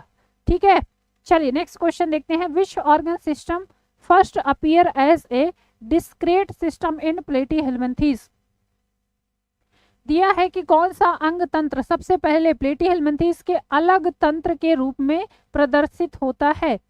फर्स्ट ऑप्शन आपका दिया है यहाँ पर सर्कुलेटरी सिस्टम, ठीक है, सर्कुलेटरी सिस्टम। बी ऑप्शन दिया है एक्सक्रीटरी सिस्टम जिसमें प्रोटोनेफ्रिडिया आ जाते हैं। सी ऑप्शन दिया है आपका रेस्पिरेटरी सिस्टम या फिर स्केलेटल सिस्टम। चलिए भैया नेक्स्ट क्वेश्चन, क्वेश्चन नंबर 55 के लिए बताएंगे। अगला क्वेश्चन है आपका, which organ system first appears as a discrete system in platyhelminthes. कौन सा अंग तंत्र सबसे पहले प्लेटीहेल्मिन्थीज में अलग तंत्र के रूप में विकसित हुआ है? चलो भैया, तो इन्हीं को कहेंगे प्रोटोनेफ्रिडिया कह लीजिए, या और क्या कहते हैं इनको, और किस नाम से जाना जाता है एक बार बताइए, और किस नाम से जाना जाता है? तो इन्हीं को क्या कहते हैं? Flame cells. क्यों भाई, फ्लेम सेल्स के नाम से भी तो जाना जाता है ना। एक्सक्रीटरी सिस्टम कह लीजिए, फ्लेम सेल्स कह लीजिए। यहाँ पर आपका ऑप्शन बी हो जाएगा। बीबी दिवस है आज, हाँ, इसीलिए सारे ऑप्शन हमने बीबी रखे हैं, है ना। अमृता पांडे जी, बीबी के नाम पे भी तो चीज़ें होनी चाहिए, बीबी को वैसे ही तवज्जो नहीं मिलती है, तो इसीलिए हमने क्या किया है, आज बीबी दिवस के नाम पे सारे ऑप्शन बी लगा दिए। चलो नेक्स्ट क्वेश्चन, अगला क्वेश्चन है, which is not a following which of the following is not a diagnostic character of arthropoda. दिया है जॉइंटेस अपेंडेजेस का पाया जाना। बी ऑप्शन दिया है exoskeleton of chitin. C option है metameric segmentation with tagmata, and last दिया है नोटोकार्ड। चलो भैया, निम्न में से कौन आर्थ्रोपोडा का निदानात्मक लक्षण नहीं है? नॉट पूछा है, ध्यान रखेंगे, ठीक है, नॉट पूछा है, ध्यान रखेंगे। चलिए आ जाइए 56 के लिए, विच of the following is not a diagnostic character of arthropods. चलो 56 के लिए बता रहे हैं क्या, ऑप्शन सी वाले सारे के सारे खारिज होते हैं यहाँ पे, ऑप्शन सी वाले। क्यों भैया, मेटामेरिक सेगमेंटेशन देखने को नहीं मिलता? बिल्कुल मिलता है, मेटामेरिक सेगमेंटेशन बिल्कुल मिलता है यहाँ पर, ठीक है, क्वेश्चन गलत मत करिए। यहाँ पर डी हो जाएगा, क्यों? क्योंकि नोटोकॉर्ड आपको कहाँ पर, नोटोकॉर्ड की प्रेजेंस क्या मिलती है कीटों में? क्या नोटोकॉर्ड आप पढ़ते हो? तो कहेंगे बिल्कुल नहीं, नोटोकॉर्ड की प्रेजेंस आपको केवल और केवल कॉर्डेटा में देखने को मिलती है ना भाई, कॉर्डेटा में देखने को मिलती है। जॉइंट अपेंडेजेस बिल्कुल पाए जाते हैं, काइटिन का एक्सोस्केलेटन होता है, मेटामेरिक सेगमेंटेशन भी पाया जाता है ना। और यहाँ पर जो आपका राइट आंसर हो जाएगा वो नोटोकॉर्ड हो जाएगा। क्यों? क्योंकि नोटोकॉर्ड यहाँ पर नहीं पाया जाता है। ऑप्शन डी आपका यहाँ पर राइट आंसर हो जाएगा। क्लियर? चलो नेक्स्ट क्वेश्चन देखते हैं, which character best separate Mollusca from arthropoda. Mollusca और आर्थ्रोपोडा को सबसे अच्छा कौन सा लक्षण अलग करता है? चलिए भाई, हाँ, पहला दिया है presence of mental and radula, radula और मेंटल का पाया जाना। बी ऑप्शन है सेगमेंटेशन का पाया जाना। सी ऑप्शन है प्रेजेंस ऑफ जॉइंटेज अपेंडेजेस, और लास्ट ऑप्शन दिया है बॉडी सिमेट्री का पाया जाना। आर्थ्रोपोडा और मोलस्का को कौन सा लक्षण है जो कि सेपरेट करता है? चलिए भाई, क्वेश्चन नंबर 57 के लिए बताएंगे फटाफट से। क्वेश्चन नंबर 50 के लिए है ना भाई, क्वेश्चन नंबर 57 के लिए विच करेक्टर बेस्ट से बेस्ट करेक्टर आपको बताना है जो कि मोलस्का और आर्थ्रोपोडा को अलग अलग करता है। तो बिल्कुल यहाँ पर हो जाएगा ये presence of mental and radula. Mental और रेडुला की उपस्थिति आपको केवल और केवल कहाँ पर देखने को मिलेगी? तो बताएंगे कि मैम ये केवल और केवल मोलस्का में देखने को मिलती है, आर्थ्रोपोड्स में नहीं होता है, ठीक है। चलो सेगमेंटेशन तो कह भी सकते हैं, जॉइंटेज अपेंडेजेस भी हो सकता है। यहाँ पर जो बेस्ट आंसर हो जाएगा that is option A. Clear? चलिए आगे बढ़ते हैं। Next question, which larval form is characteristics of many molluscs. बहुत सारे मोलस्का में जो लार्वा पाया जाता है वो कौन सा लार्वा होता है? कई मोलस्का में कौन सा लार्वा विशिष्ट रूप से पाया जाता है? फर्स्ट ऑप्शन आपका दिया है ट्रोकोफोर लार्वा, बी ऑप्शन है वेलिगर लार्वा, सी ऑप्शन है प्लेनुला लार्वा, या फिर नेप्लियस लार्वा। चलो भैया नेक्स्ट क्वेश्चन, क्वेश्चन नंबर 58 के लिए फटाफट बताएंगे, which larval form is characteristics of many molluscs. चलो नेक्स्ट क्वेश्चन, कई मोलस्का में कौन सा लार्वा विशिष्ट रूप से पाया जाता है? Trochophore larva, veliger larva, planula larva, या फिर नेप्लियस लार्वा। चलो तो ये बताएंगे, जैसे कि गैस्ट्रोपोडा और वाइवेल्विया में वेलिगर लार्वा पाया जाता है और बहुत ही कॉमन है जो कि मोलस्कस में आपको देखने को मिल जाए। ठीक है भाई, चलिए नेक्स्ट क्वेश्चन देखते हैं। Which of these character is use to define chordata? इनमें से कौन से लक्षण हैं जो कॉर्डेटा को परिभाषित करते हैं? ठीक है, which of these character is use to define chordata, इनमें से कौन से लक्षण हैं जो कि कॉर्डेटा को क्या करते हैं, परिभाषित करते हैं। चलो ऑप्शन पढ़ो फटाफट से। ठीक है, चलिए ऑप्शन पढ़ेंगे, यहाँ पर क्या हो जाएगा राइट आंसर। ठीक, चलो फर्स्ट ऑप्शन आपका दिया है, अच्छा कहाँ आ गए हम, ठीक है, चलो पहला दिया है वेंट्रल नर्व कॉर्ड का पाया जाना। बी ऑप्शन है notochord, dorsal hollow nerve cord, pharyngeal gill slits का पाया जाना। सी ऑप्शन है सेगमेंटेड एक्सोस्केलेटन का पाया जाना या फिर रेडियल सिमेट्री का पाया जाना। चलो भैया, तो यहाँ पर क्या हो जाएगा, ऑप्शन बी हो जाएगा, है ना, फेरेंजियल गिल स्लिट्स का पाया जाना, नोटोकॉर्ड की प्रेजेंस और डॉर्सल हॉलो नर्व कॉर्ड की प्रेजेंस, ये दर्शाता है कि ये कॉर्डेटा के लक्षण हैं। क्यों भाई, कॉर्डेटा के लक्षण हैं, बहुत बढ़िया। चलो इस सीरीज का लास्ट क्वेश्चन, और ये क्वेश्चन सभी के लिए रहेगा होमवर्क। चलो भैया, आज बीबी वाले खुश हो गए एकदम, है ना, जिसकी शादी नहीं हुई वो भी आज बीबी मना लिए, जिसकी शादी नहीं हुई उसके लिए भी आज बीबी का ऑप्शन हमने दे दिया था। चलो कहीं किसी क्लास में आपको मिलेगा नहीं, ये सिर्फ और सिर्फ लवी मैम की क्लास में मिलेगा। कल के क्वेश्चन के अभी आंसर सी ऑप्शन पर होंगे, आप सब पढ़ के आना। हाँ अमृता पांडे जी, बिल्कुल बिल्कुल। चलिए ये क्वेश्चन आपके लिए रहेगा, घर के लिए होमवर्क है। शुरुआत भी बीबी से हुई और क्या है, खत्म भी बीबी पे हो रहे हैं, है ना। चलो अच्छा क्वेश्चन है आपका, लास्ट क्वेश्चन है, which is the most reliable basis of separate Protostomia and Deuterostomia? Protostomia और ड्यूट्रोस्ट्रोमिया को अलग करने का सबसे विश्वसनीय लक्षण क्या है, विश्वसनीय आधार क्या है? फर्स्ट ऑप्शन आपका दिया है एडल्ट सिमेट्री, बी ऑप्शन है cleavage pattern and blastopore fate, C option है हैबिटेट या फिर साइज। और इन सब का आंसर देंगे सभी लोग किसमें, बीबी वाले सभी लोग कमेंट करेंगे सीधे सीधे कमेंट बॉक्स में। क्लियर है, सभी लोग कमेंट बॉक्स में आंसर करेंगे। चलो भैया, तो आज के लिए आपकी क्लास यहाँ पर खत्म होती है। एक बार सभी लोग बताइए कैसी लगी आज की क्लास आपको। अच्छा एक चीज़ है, मैं आपसे बोलती हूँ कि क्लास के बाद आप लोग क्लास कैसी लगती है एक बार आपने शेयर किया करिए, रिव्यू वगैरह। कोई भी बच्चे कमेंट ही नहीं करते, खासकर जो रेगुलर वाले हैं, है ना, रेगुलर वाले बता तो दिया करो भैया, इतनी मेहनत करते हैं आपके लिए, कम से कम कमेंट तो कर दिया करो आप लोग कि हाँ मैम क्लास कैसी लगी। सुझाव भी जो हो सकते हैं वो भी आप बता सकते हैं। जिनकी जिंदगी में बीबी की कमी महसूस हो रही है, आज वो खुश हो गए होंगे बीबी को देखकर। हाँ देखो कितना अच्छा है, हम क्या करते हैं कि आपकी सारी मनोकामनाएं पूरी कर रहे हैं यहाँ पे। क्यों भाई, मनोकामनाएं आपकी पूरी हो रही है। Very nice session ma'am. चलिए बहुत अच्छा, बहुत अच्छी है, लेकिन ये सारे कमेंट आप लोग क्या है, अच्छा चलिए जो कोई भी नए चैनल पर आए हैं वो जरूर चैनल को सब्सक्राइब कर लें। हमारी क्लास बिल्कुल डेली होती है। मैम हमें बीबी नहीं चाहिए, जॉब चाहिए। अरे आपको बीबी के सहारे ही जॉब दे रहे हैं भाई, आपको बीबी के सहारे जॉब मिलेगी। ठीक है, चलिए तो बढ़िया, आज आपका पूरा का पूरा बेसिस ऑफ क्लासिफिकेशन जो है उसमें आपका पूरा का पूरा रिवीजन हो गया है ना। क्यों भाई, रिवीजन हो गया पूरा का पूरा, जो बेसिस ऑफ क्लासिफिकेशन है पूरे एनिमल किंगडम का, उसका आपका पूरी तरह से क्या है, रिवीजन हो चुका है। क्लास कैसी लगी सारे के सारे लोग कमेंट करके जरूर बताएंगे। ठीक है, बाकी मिलते हैं कल का आपका टॉपिक होगा फाइलम पोरीफेरा से लेके, हम कोशिश करेंगे कि जितने भी क्वेश्चंस कर सकते हैं। ठीक है भाई, क्वेश्चंस जितने कर सकते हैं, कल एनिमल किंगडम से शुरुआत करेंगे आपके क्वेश्चन, तो सभी लोग पढ़ के आइएगा। ठीक है भाई, सर ये बंद करिए 1 मिनट।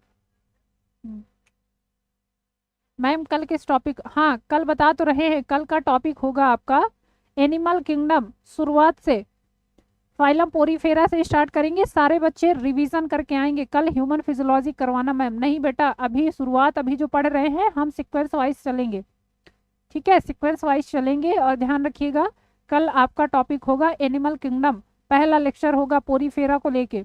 पोरीफेरा, सिलेंट्रेटा और भी क्वेश्चंस ऐड हो सकते हैं, तो सारे लोग रिवीजन करके आएंगे और इसी स्तर के क्वेश्चन आपको मिलने वाले हैं। तो बिल्कुल सभी लोग कल जुड़ना ना भूलें। सुबह के कितने बजे बताएंगे? सुबह के मैम 11 बजे, ठीक है। अच्छा सॉरी, कल तो संडे है भैया, भूल गए थे हम, कल तो संडे है कल तो छुट्टी हो गई, ठीक है, कल संडे है, कल के बाद होगी मैम। टेक्सोनॉमी से भी कर लेना प्लीज, ठीक है। टेक्सोनॉमी वाला पोर्शन आपका देख चुके हैं बेटा, टेक्सोनॉमी करवा चुके हैं।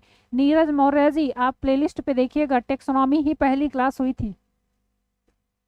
संडे था, भूल गए थे हम, है ना। संडे का तो इंतजार करते हैं, कल संडे, कल छुट्टी सभी लोग की।